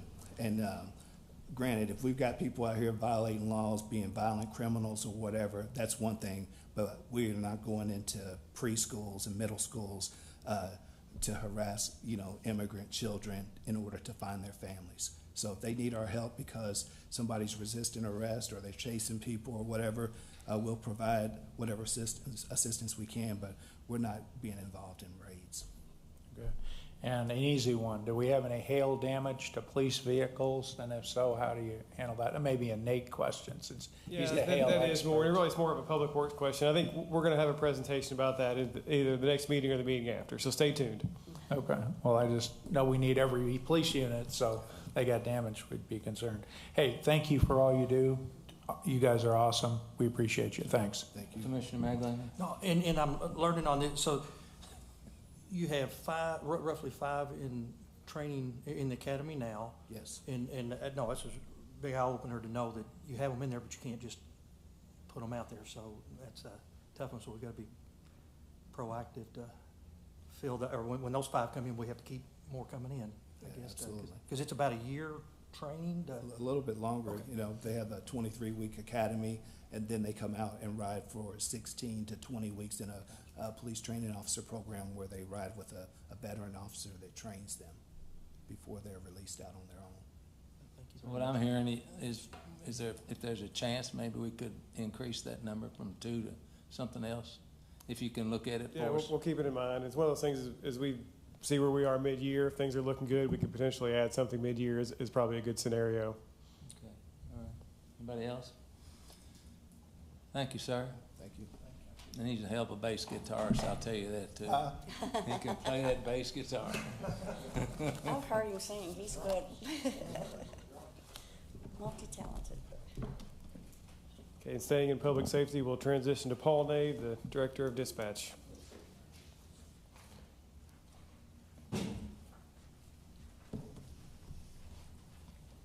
Good afternoon, Commissioners. How you doing, Paul? Mayor, good. How are you, sir? Good, fine. So my charts there, you can see there's not many changes. For my salaries, that's increased. You see them increased 5%. Personnel is 99,000. Maintenance, 73,000. The other is the other ancillaries such as communications equipment that's gone up, and then capital has gone down. It fluctuates every single year depending on what we need and what we don't need. So make sure that everyone understands what we do. So we dispatch for 10 volunteer fire stations with 2 substations. So that's 12 volunteer substations with their substations. We do 2 paid crews in the county, 5 Owensboro Fire Department stations, Owensboro Police Department, the Davis County Sheriff's Office, Davis County School Police, the emergency management we dispatch for, and animal control now we dispatch for those. So those are all the agencies that we're responsible for. All those department heads I'm accountable to for their functionality. So with that, as you add more people for the police department, it puts a heavy burden on my staff too. So eventually we're going to have to split. I'm looking at in the future, as busy as the radio channel, split the channels up to have an east and a west channel, or something in the future possibly, as you increase staff, increase the workload on us too. So that's just something to take in consideration for the future that we may have to do. The city-county split right now is 69 city and 31 county. That fluctuates every year depending on call volume and the types of calls that they get. So that's a variable that I can't control, that it controls every year with the budget. On my staffing, if you have any questions, that's all I have. Thank you. Any questions? Is there one quick one? So, just one, that's it. So we had the dispute, the discussions with the county about a year and a half ago about them splitting off and doing their own thing. Do you feel that we've worked those issues out and they're now more satisfied with their needs being fulfilled? Absolutely. Yeah, and I'll address that as well. Okay. So we did, county did potentially or give notice about their consideration of breaking central dispatch agreement, which had been in place for a good number of years. And so we did have a process where we negotiated with them a little bit. They made various proposals that we weren't interested in, frankly. And really, at the end of the day, there were very few changes that were made. Really, the biggest, Paul, as I recall, was changing a little bit how that call ratio was considered. So we split the cost based on who's called, right? A certain number of city calls, we pay for our calls. County pays their proportional share, and it used to reset every 3 years, and they wanted to go to a rolling model to where it changed every year on a rolling 3 years instead of a defined 3-year period, if that makes sense. And really it worked in our favor because their calls are growing at a faster rate than ours are, and so that just implemented that county growth rate sooner. So it ended up costing them about $100,000 and saving us about $100,000 the first year under the new agreement because, so I was certainly okay with that. That was one of their proposals. So, but I think operationally, as far as I know, it seems to be working well. Administratively, from my perspective, and then the judge and the county at that level, it's fine and in good shape. We get regular reports from Paul and monitor, and there's no concerns from a service provision standpoint. Well, as Kirkpatrick would say, that is good news. So that's the Davis County Sheriff's Department, right? Well, it's the county fire as well. Okay. So it's county in general. That would include? County Fire Department, volunteers, and sheriff. Okay. That's why I was checking out the call number. But all right, anything else? Thank you, Paul. Appreciate all you and your staff do. That's all it. Right, thank you, Paul. Get out. That's right. While the getting's good, Paul. I'll be back next year. Yeah. And next we have Amanda Rogers, Director of Parks and Rec.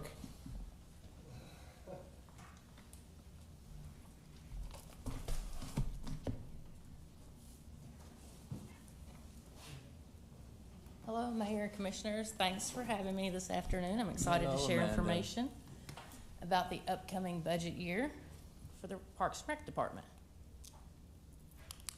Forgive me, but I need these now.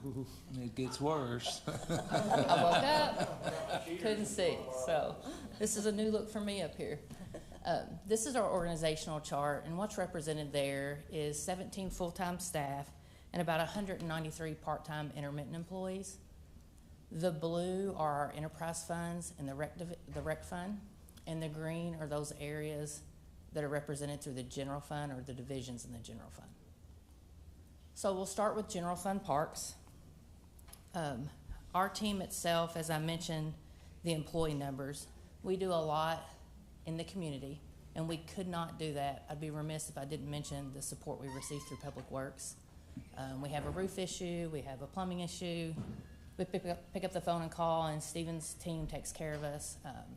We have some labor staff on our team, primarily that function at Fisher Park, the ice rink, and the golf courses where there's some specialty skills needed at those locations. But outside of that, we work hand in hand with Public Works. So very appreciative of the support they provide. We operate over 960 acres and 27 locations in these two funds. We host over 200 free or registration-based community programs and events and tournaments, and we operate 8 recreational locations, recreational facilities. So in the general fund parks, you can see that overall we're up about 6%, and that 6% is, a big portion of that is in the maintenance area, that $404,000. There's a $293,000 ball field light project. What is it? $293,000 ball field light Ball field, project. okay, I'm sorry. Sorry, at Dugan Best Park. So as you're aware, we replaced the lights at Fisher a year or 2 ago. And when we did that, we did a full analysis through the Public Works Division and my team, Carrie Bodenheimer, of all the wooden light poles we have in our system. They have a lifespan, so we're nearing the end of that. A lot of those light poles were added to ball fields many years back, near that 30 to 35-year range. So we're initiating a 6-year plan to replace all the light poles that are wooden across the Parks Department. And the first location will be Dugan Best, as it's in the poorest condition. So that's a significant part of that increase that you see there. Another change that took on was the decrease in capital, and I'm sure you're noticing that not just in my funds, but also in others. The Consumer Price Index, there was an adjustment decrease, which we haven't seen in a few years. We've seen increases. We have a lot of asphalt in our Parks Department that are in the replacement plan, and that is significant towards that decrease in the capital areas for me. And I'd also be remiss not to mention that we do have one retirement coming. Of the 6.5 employees in this division, we get a half because sometimes we have staff that are split between the rec fund because they manage maybe Smothers and 2 pools and different funds.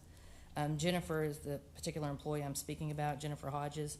She's been with us 34 years, almost 37 in total because she worked part-time at the ice rink and the pools, and she is retiring either August 1 or September 1. So we do have her job notice out. If I go to the next slide, you'll see the rec fund. Now the rec fund, you'll notice, is in green here, whereas it was in blue on the last slide. The rec fund houses multiple divisions, primarily those locations that we operate as recreational facilities. You'll see there that we have a decrease of just under 1%, and the significant change there is that capital category. As I mentioned, you can imagine the parking lot surface space we have, linear feet of trails, and walkways that we have, and that's the significant decrease that's representing that overall decrease of $36,000 in that fund. I'll highlight a few things that are exciting for the upcoming year. We have a handful of projects that will be carrying over that were previously funded into the new year. So the Rudy Mine Trails Restoration Project will be getting completed hopefully through that late fall, early December.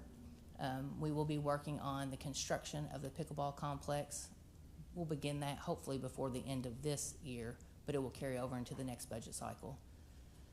The Thompson-Berry Soccer Complex and park improvements will be carrying over into the next budget cycle as well.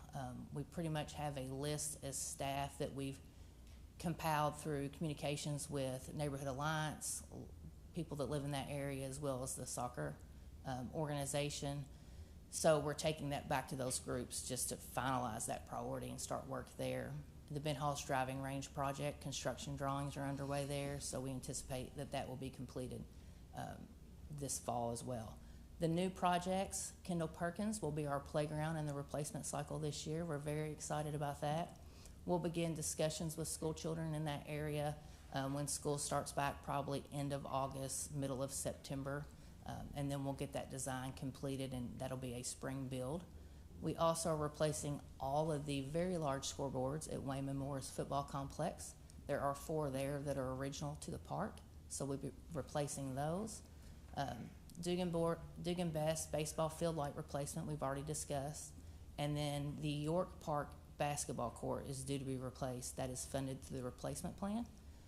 But we will be regrading, resurfacing that, and replacing those goals with the new goal systems that have the acrylic backboards and the breakaway ramps that we've gone to in our parks. If you have questions of me, I'd be happy to answer any questions. Questions? Good. So the lighting that you're replacing at Dugan Best, we pretty much, when we put lights up like that stanchion style lights, we're using Musco lighting, or is that too expensive? No, primarily we are using Musco. We Good. do get bids typically for those projects. But one thing we really like about Musco is they have a 25-year warranty program. I'll do that. Okay. And part of that program includes them, the system will tell them when our light's going bad.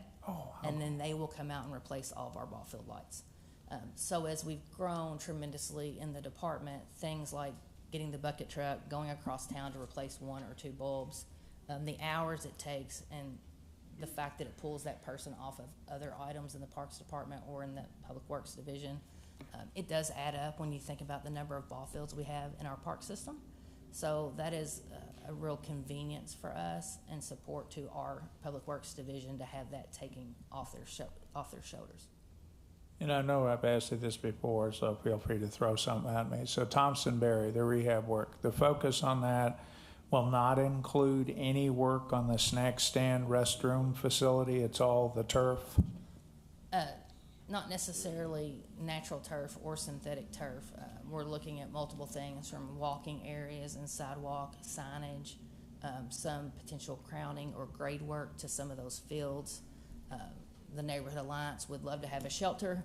I'm not sure that's in the budget, but we are looking at all of the things that they've brought to our attention, and we will probably do a presentation, I would assume, sometime in the near future about where we're headed with that and the discussions we've had and what to anticipate as far as construction timeline.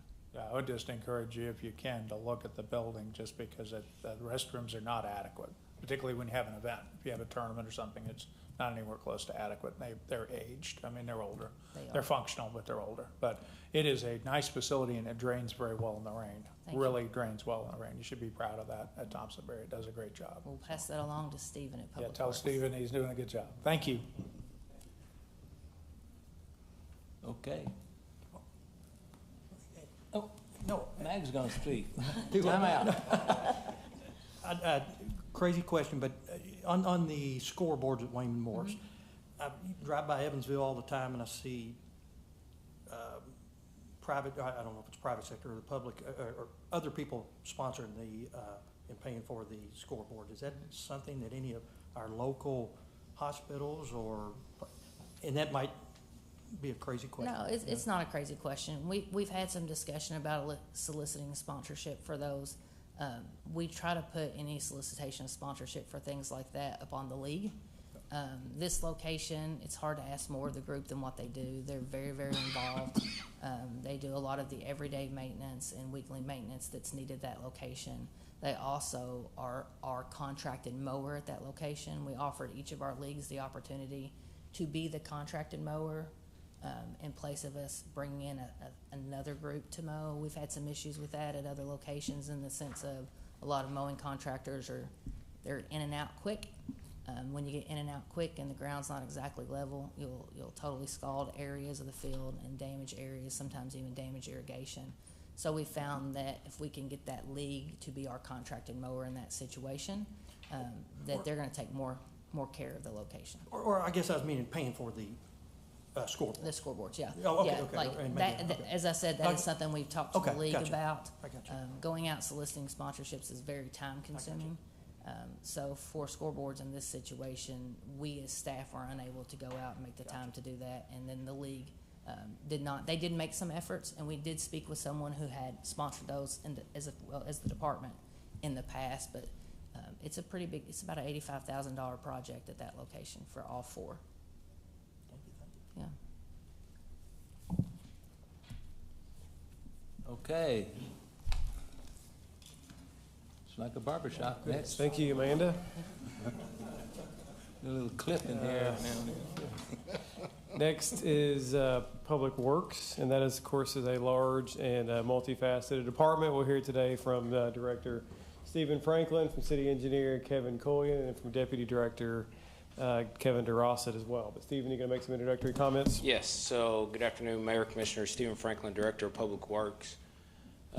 Today we will be briefing you on the budget for Public Works. As you already know, the operation is rather diverse. There are several departments and divisions within. You can further categorize those into two areas. You have engineering, which is led by City Engineer Kevin Collian, and then you've got the operations side, which is led by Deputy Director Kevin DeRossett. And we're going to start with engineering. Once we do that, we'll transition to operations. But with that said, I'm going to hand it off to Kevin, and he'll get the ball rolling.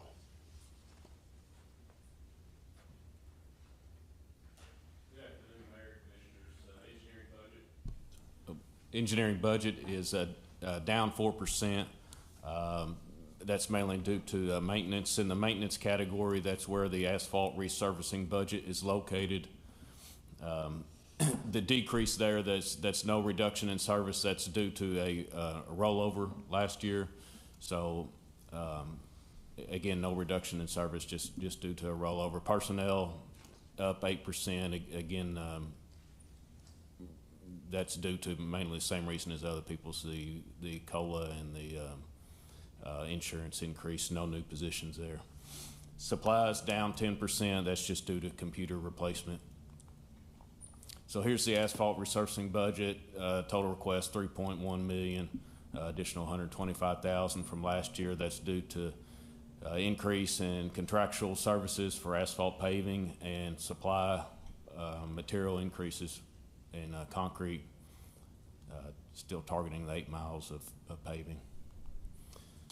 Sidewalk maintenance, 550,000. We're currently working in the Seven Hills NAB.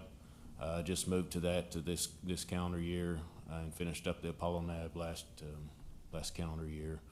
And that's about a 10% increase on that. So that'll just help us get through the NABs a little quicker. That's all I've got for the engineering budget, if you have any questions. Have you found the new people that own Jaeger Materials easy to work with? Yes, generally, so it's Hinkle now, I think. And yeah. So yeah, it's changed hands a couple times over the last. It's got another one coming too, I think. Really, yeah. So.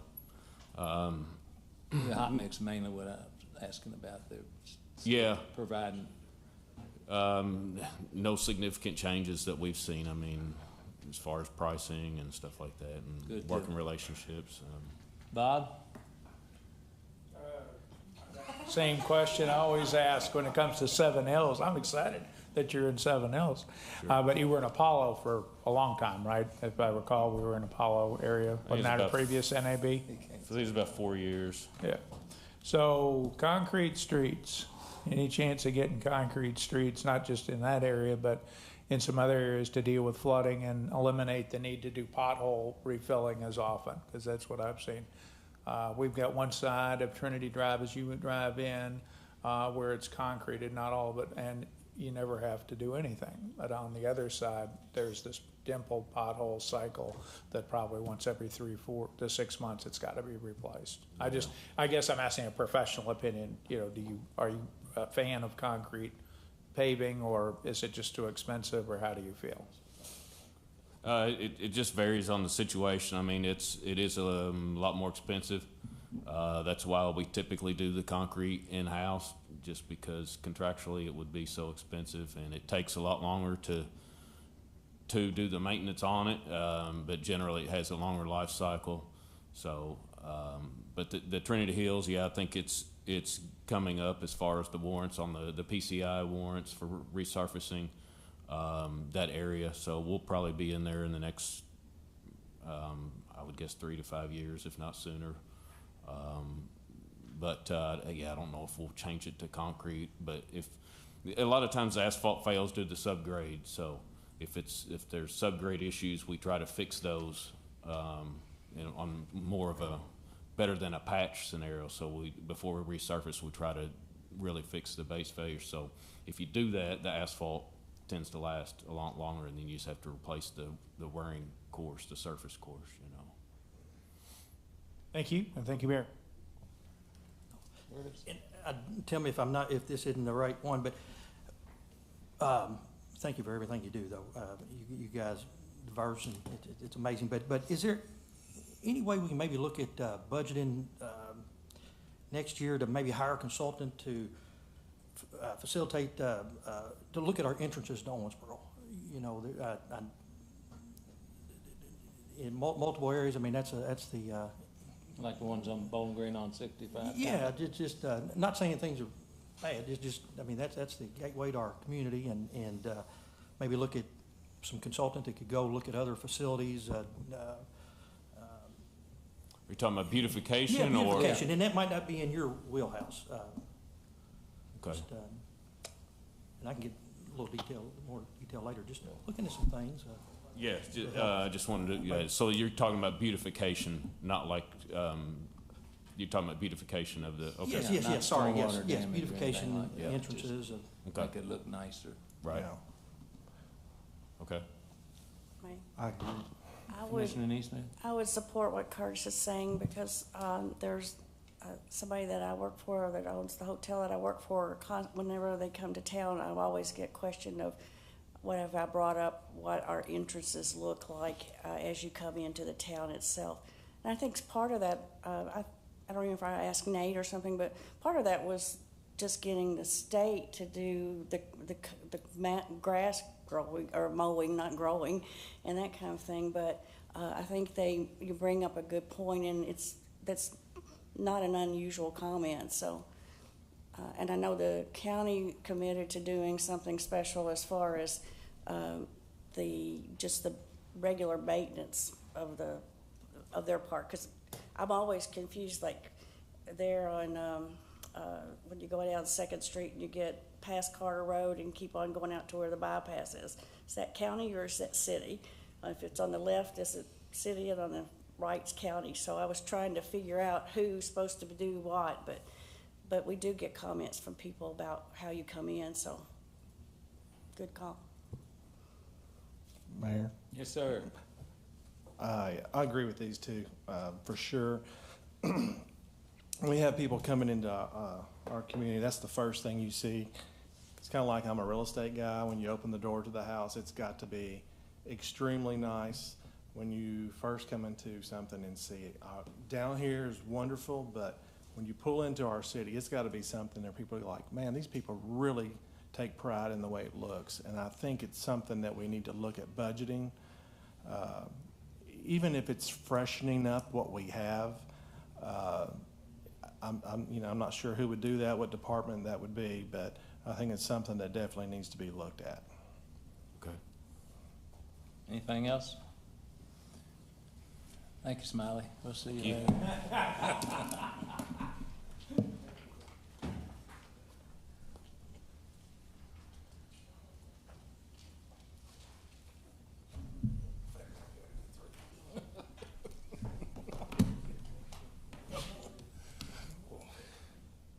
Afternoon, Mayor, Commissioners. Afternoon. I'll be briefing you on 5 of our divisions in Public Works. The first one will be street.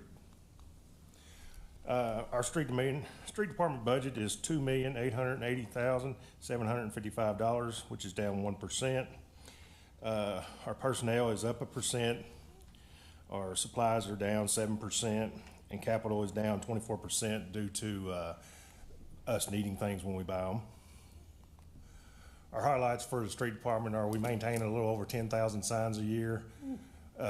We repair and replaced 1,128 of them this year, and we filled 950 potholes. Next will be our stormwater division. Its budget is $615,511. It's up 5%. Our personnel is actually down 1%.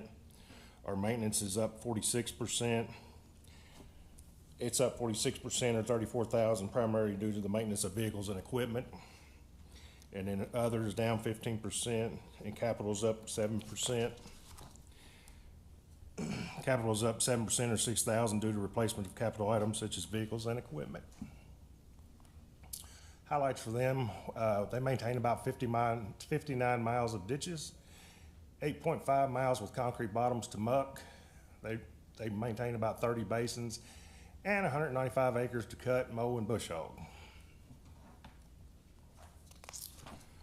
Our property maintenance division, their budget is down 5%. It's $2,167,881. I'm sorry, wrong one. Sorry about that. Property maintenance, it's down 7%, $417,226. Personnel is up 8%.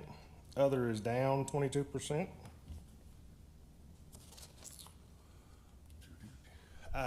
You can see their highlights for this year. They had 1,790 complaints received. They did initial inspections of over 1,400. They re-inspected 2,600. They had 198 notices of violations, 84 citations, and 50 liens filed for $93,792. Our next one is our buildings maintenance department. Their budget is down 5%, $2,167,881. Personnel is up 3%. Maintenance is down 6%, and capital is down 15%. Like I said, it's due to capital expenditures we need from year to year.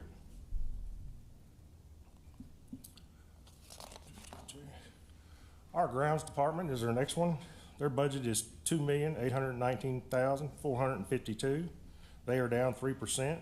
Personnel is up 5% due to cost of living raises. Maintenance is up 16%. Supplies is up 6%, and other is down 29%. That is all I have for you. If you have any questions? Questions? Okay. We do have some highlights up there of our buildings department. This year we're going to do City Hall, replace roof, Sports Center, replace HVAC, replace ball field lights at Dugan Best, replace scoreboards at Waving Morris Football Complex like Amanda was talking about. Our grounds department is going to do replace the playground. We're going to tree planting grant. We have Arbor Day tree planting, and we have special event support. Is that it now? That's it. Okay. I didn't want to cut you off. My bad. Commissioner Sanford. So you'd be the guy to dress up the entranceways into the city. Our grounds department of beautification, we can look at that. I found the right guy. Kevin didn't throw you in. He didn't throw you under the bunch. Kevin says, thanks a lot. I have a quick question, and that is, I understood in watching the videos with Mr. Franklin that we're going to replace 2 sanitation trucks. So in doing that, I guess there's a bit of a lag. I may have put you on the spot. Why is there a lag, and when will we be able to get those new vehicles? It usually takes a year and a half to get 2 new vehicles. That's just the way things are right now with COVID. Everything kind of went backwards. Okay. We are trying to order them sooner now to make we try to keep them 7 years, but we're trying to order them sooner so we can hit that 7-year mark. I just want to say to you and Mr. Francis, you guys do an amazing job. Thank you for you and your staff and all your hardworking folks at Public Works. We appreciate you. And a lot of it goes unseen and unappreciated, and it shouldn't. It's due to our staff, and we appreciate them.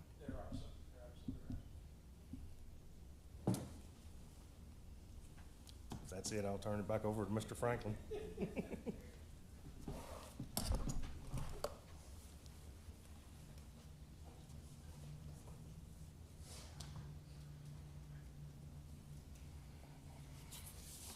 Okay, we just got a few more, and then we will be finished with Public Works. So I'm going to move on to the city garage.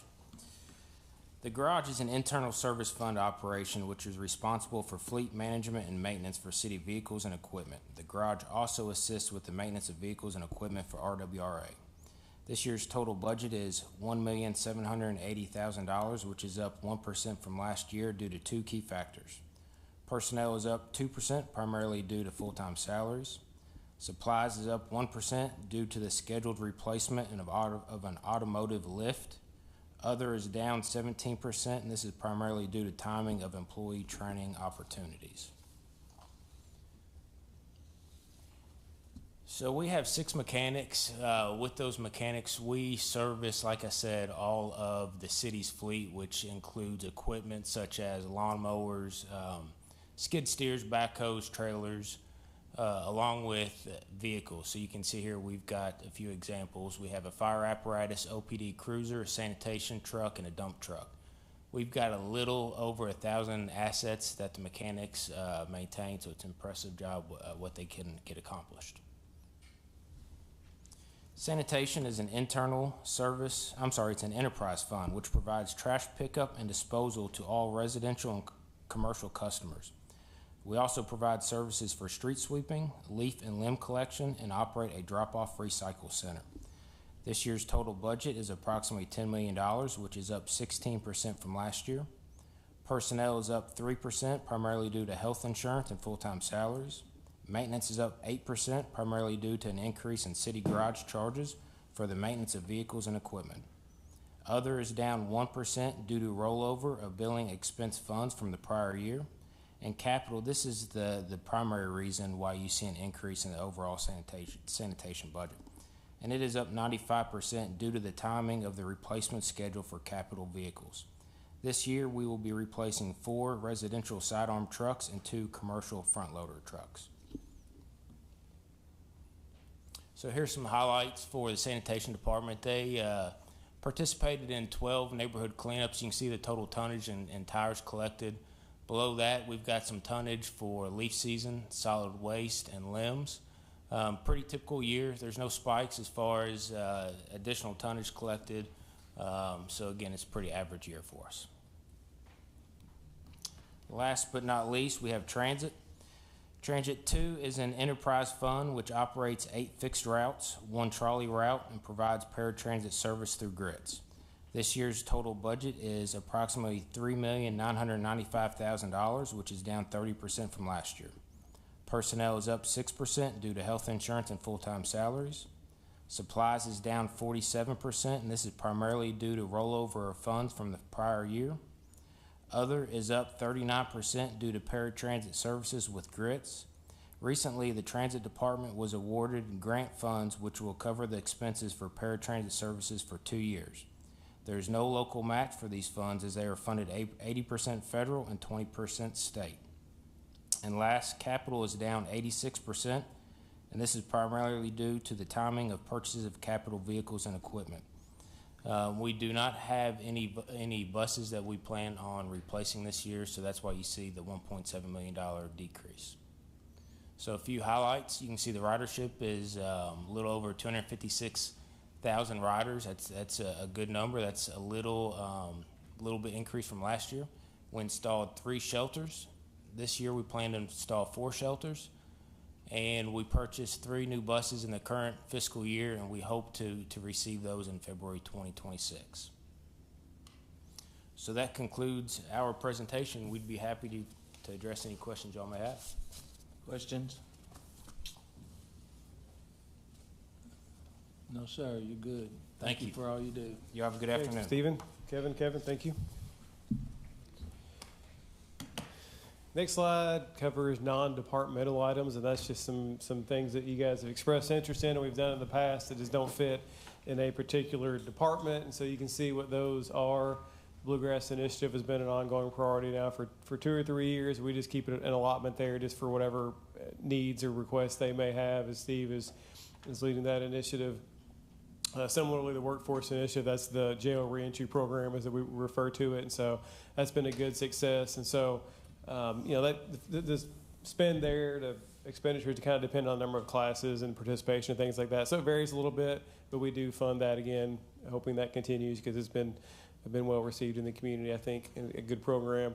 And then similarly, we have a couple of downtown incentive programs, and so most years we have an allotment available. Some years we may spend it all, some years very little, just depend on the various requests or new businesses that locate into downtown. So we just have those available as we've done in prior years, and just want to make sure that you and the public know that those particular programs continue as they have in the past. I want to thank you for continuing that workforce initiative because at the jail it's been very successful. And I know the county helps, and also the Owensboro Community College. So thank you very much for that. Good partnership. Okay, now we'll switch to Angela. She'll do the TIF funds. TIF 301 today. Yeah. All right. So if you want to refer to your budget book, this will be on pages 174 and 175 if you want to see further detail of prior years. And so for this presentation, for this slide, the budget reflects an estimation of revenues that'll be generated from our tax increment financing districts and the associated appropriations. The city has 2 TIF projects with the state, wherein the state reimburses to the city any incremental state tax revenues generated within the defined geographical areas. The TIF agreement requires local participation. As such, local tax revenues are also reflected in our budget. The city received its 6th TIF reimbursement from the state this year. For calendar tax year 2023, we received 1.7 for the Gateway TIF and $779,000 for downtown. For the budget for Gateway Commons, we're budgeting revenues of $1,570,000 from the state and $454,500 for the local revenue. The budgeted appropriations include an administrative fee of 2%, which we retain, and it goes into our general fund, and approved public infrastructure with disbursements made to GW Development, Regional Water Resource Agency, and the city, as outlined in the Master Development Agreement.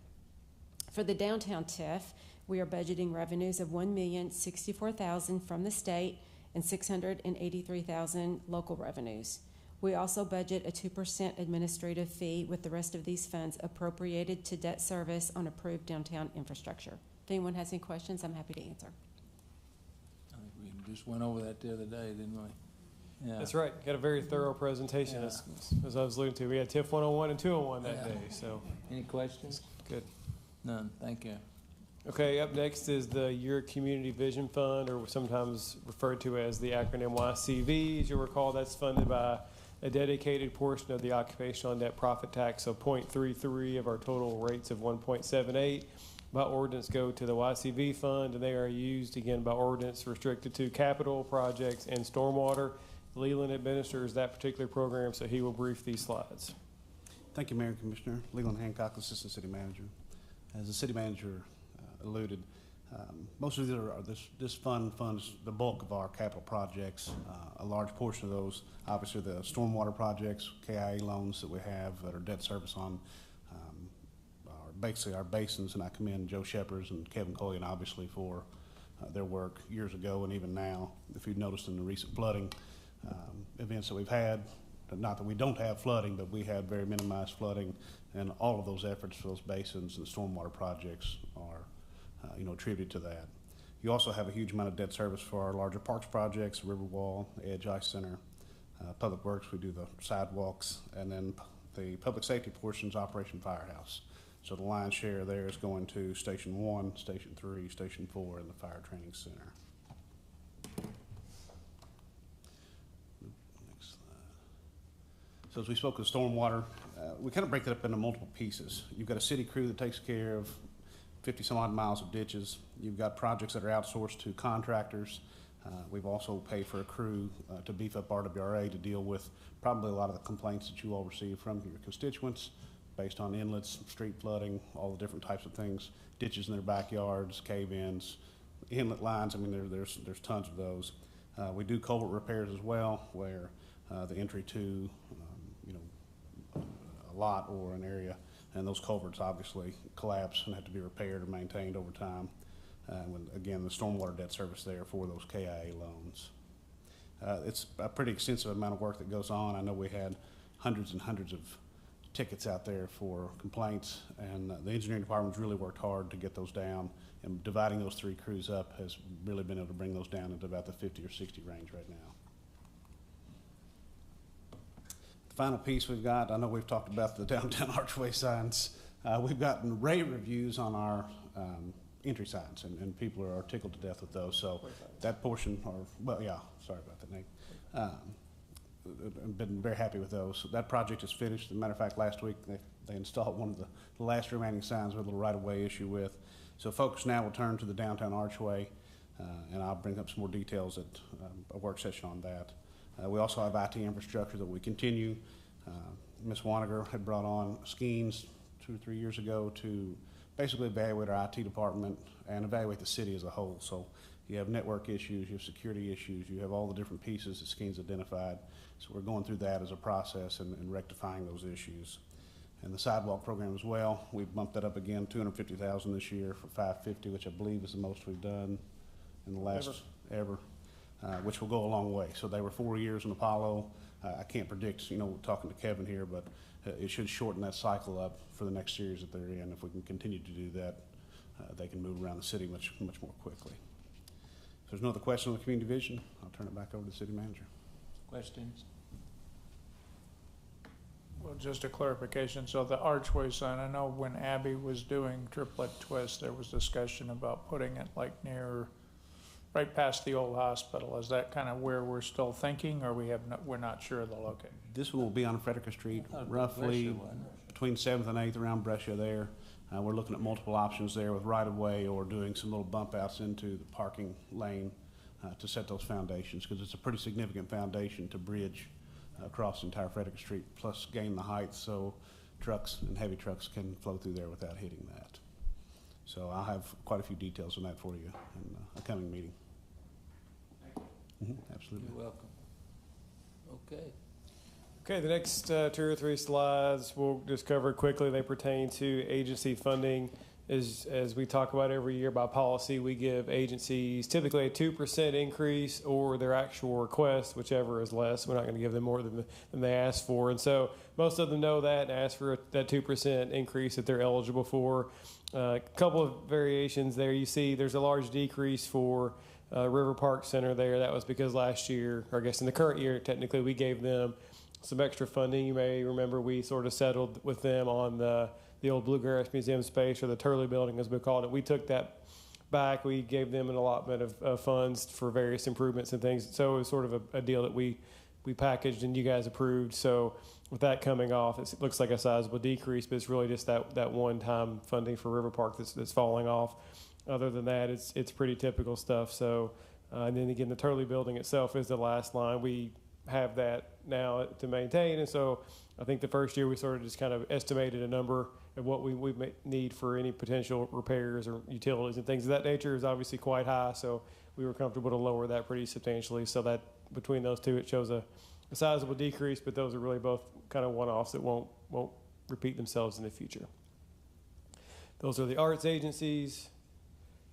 Social service, really, we fund very little of that because it's funded through United Way. So a couple senior center we do directly because they're a city agency that were created in the past in the early 80s by city ordinance, and so they are our agency. So we do fund the senior center directly, but other than that, we largely fund the United Way and allow their volunteers, as they have a very thorough vetting process and review process. So we do a contribution to United Way, and they dole those out accordingly.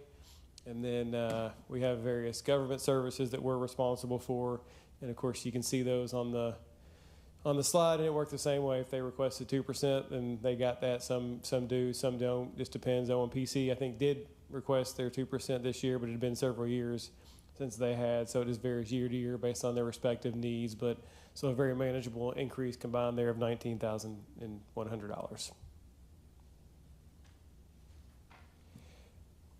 Almost done. We're getting very near the end. This is just a summary slide that just shows where the funds go in broad categories. So not really department specific, but more topical, if you will. And so as you guys sometimes say, right, public safety is a priority. This shows, you can see there that public safety is the largest section of the general fund by a factor of what, three and a half times essentially. So again, as I sometimes say colloquially, we put our money where our mouth is, right? You say public safety is a priority. It's an expensive endeavor, but we want to do it, and we endeavor to do that correctly. So just shows you kind of at a high level where the funds go, more topical as opposed to department specific. And then finally, well, almost, I guess the last two sections are revenue now, which Angela will present, and then long-range plan. And then at that point, then we are complete. Saving the best for last. And I'm not referring to myself, I'm referring to the topic, it's revenues. Yeah. So we all like to talk about revenues. So at any rate, I just wanted to share with you all that total revenues budgeted for the fiscal 25-26 year, total general fund revenue is $76,519,298. That's an increase of $3.1 million or 4.2% over prior year revenue budget. The city manages over 130 revenue accounts. To break this down a bit, we'll discuss the 5 main revenue streams that make up 81% of our total general fund revenues. Those 5 revenue streams include the occupational withholding, the property tax, OMU dividend, insurance premium license fee, and the net profit. The occupational withholding is the city's largest revenue stream at 32.6 million % of total revenues. The total occupational rate is 1.78%, with 0.33 going to your community vision fund as directed by ordinance, leaving 1.45% in the general fund. Occupational withholding is budgeted at $24,913,887, representing a 3% increase over the current year's forecast. The next item is property tax. It's our second largest revenue stream, and it represents 19.1% of total revenues. It will be budgeted at $14,638,281. There's actually 6 types of property tax reflected in this amount. The first one is real or ad valorem property tax, which is like on your land or your buildings. It is budgeted at $10.9 million, which is a 4% increase over the prior year forecast. By statute, 4% increase in revenue is the maximum that we can budget without having to go to referendum. The preliminary assessment of 2025, this is the great good news, reflects new property in the amount of $49.3 million, and that amount is excluded from the 4% maximum. The next property tax item is the personal or tangible property tax. It's budgeted at $1.2 million, which is basically at the current forecasted amount, which represents 10% over the budget of last year.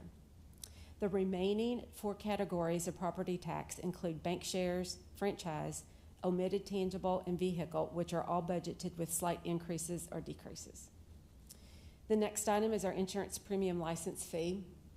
This has always been our 4th, not the 3rd, largest revenue stream, but it becomes our 3rd largest revenue stream with this year's budget, surpassing the OMU dividend.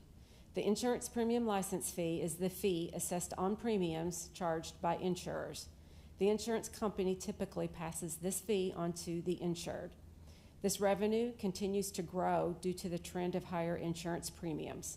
I'm proposing a budget of $8,923,902, which represents an increase over forecast of 2% and 12.2% increase over prior year budget. 4% of the total collected pays for debt service for the Downtown Revitalization Fund, leaving 6% in the general fund. The next item is the OMU dividend, which is now the 4th largest revenue stream, budgeted at $8.5 million. By agreement, this increases 2.5% each year. Net profit is the 5th largest revenue stream, budgeted at $5 million. This represents 1% higher than forecast. Other notable revenue streams not on our PowerPoint includes interest income. We're budgeting interest income at $2.3 million, which is down from forecast, but 27% higher than last year's budget. With the federal funds target range of 4.25 to 4.5%, our bank rate is currently 4.4%, also accompanied by investments that we purchase. If anyone has any questions on this, I'm happy to answer. I've got one that's not on the sheet, but the ARPA funds that we had during COVID, I presume we pretty much hit the cycle, spent all that or allocated it, right? Are we done with ARPA? Yeah, we had 13.2 million in ARPA funds, 13.3. And of that, the York Ditch project is being done with 5 million of those funds, 5.5 million, and that's in a separate fund, okay? And then the balance got transferred to the general fund. And so we, by the U.S. Treasury rules, are using that for our public service, safety, salaries, and benefits. So which frees up those budget funds then to allow us to contribute 2.5 million both to regional water, which we've given that to them, and then 2.5 to OMU. And you'll recall in a previous slide, there's 2.3 balance left to give to OMU. And you'll see in a later slide that 2.3 million contributes to our projected deficit this year, because the revenues are embedded in the fund balance from previous years, but the appropriations we carry forward. So we successfully been able to allocate it all. That's correct. We had everything obligated and or spent by the deadline of December 31st, 2024. Mm-hmm. Thank you, and thank you for all the great work you and your staff do. You're welcome. So our next slide is, sorry. The hotel tax revenue, where does that go? The hotel tax, we have a separate fund for that. So that's not even like on the It's prior not- slide, so it doesn't show it there. Correct. We don't have a separate slide for that. That's fine. We probably ought to add one maybe for next year. We can Okay. do that. We'll Okay. make a note to do that. But that is coming in better than the original projections, which is good news as far as the hotels. We're still working on the individuals. And so with that last presentation that we had here, and the letters that we sent out identifying those individuals, we did have several sign up. And so we're currently evaluating that sheet then to see who then we got to take another step with to get them compliant. And when the new hotel opens, that should help also, correct? Well, the new hotel is slated to be the biggest single tax generator for the TIF. With the also. sales tax, but also for the transient room tax, that should be, So that'd be just that much more. Multiple revenues. Correct. Very good. Yeah. Thank you. Yeah, we're very anxious for that to open. Yeah. Page is 436 in your budget book. If you want to look at that later, the TRT budget is on that. Just a reminder, that revenue source goes to pay for the indoor sports facility. All right. Well, so for the next slide, the forecast. What is the forecast? It's a long-range plan. It takes into consideration several factors, such as the economy, the TIFs, the ARPA, the transit room tax, and impending changes to legislation. The cost of health insurance, state pension cost, and the increasing cost of inflation, and possibly the tariffs are also factored in to the best of our ability. Thanks to both our local diverse economy and wise city leadership, Owensboro has a healthy general fund balance, as you can see on the screen. And this is needed. It's needed to weather the unknown storms of the future, such as pandemics, inflation, and unfunded mandates. For the current fiscal year, we have an operating deficit forecasted of $1.1 million. While that may look uncomfortable, that is largely due to estimating the complete payout for the contribution to OMU, which is the $2.3 million, also amending the general fund budget for a land purchase of $4.2 million. So those are two items that are contributing to this deficit. I'd like to also add that our revenues are performing well. They are forecasted at $2 million higher than the original budget. So revenues are doing well. Operating surpluses, as you can see, are forecasted starting in 2025-26 through the 26-27 fiscal year, and then deficits are starting to be projected. Fortunately, we have a fund balance to absorb these forecasted deficits. I'd also like to add that when we do a forecast, we're budgeting for full complement, and we're budgeting the pension rates that are projected and given to us by the state. And for the past 6 years, the state has come in with lower pension rates than what they originally projected. Like if we had gone with the originally projected rates for the fiscal 25-26 year, it would have cost us $1.5 million more. So by then, with them coming in with the lower rate like they have done the past 6 years, it saved us that much. So while the long-range plan looks kind of bleak, you know, I'm hopeful that they continue to come in with lower rates. And so the long-range plan is also very conservative, in my opinion. We make sure we accommodate all our needs. And the next slide is more forecasting information. This graph just shows the general fund balance. It's the numbers you saw on the previous slide laid out in a picture. And the fund balance is the greenish blue bars, with the gray bar reflecting the minimum desired fund balance per the fund balance policy that the Commission adopted, which is also the GFOA's recommended best practice, which is equivalent to 2 months or 17% of our total annual expenditures. I'd like to say thanks to the Commission's leadership and support. The city is in good financial position, or as our auditor phrased it, the city is in a very strong financial position. If anyone has any questions, I'm happy to answer.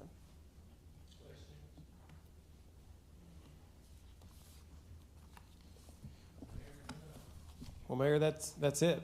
That's the conclusion of the presentation. So I'll just wrap up by saying essentially the same I said at the beginning, to acknowledge the fine work of our employees, of course, Angela, Danae, Whitney, Carrie, and Deanna, who are here. Leland is heavily involved, of course, as well. And then just department heads, managers, frontline supervisors. The budget represents the culmination of months and months and hours of work. And so it is a team effort. And so I appreciate their work on this document.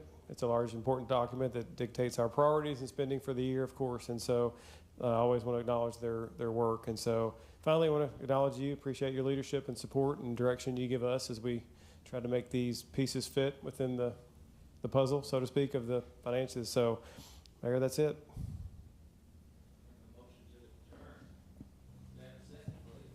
Second. And a great job to Adrian for filling in.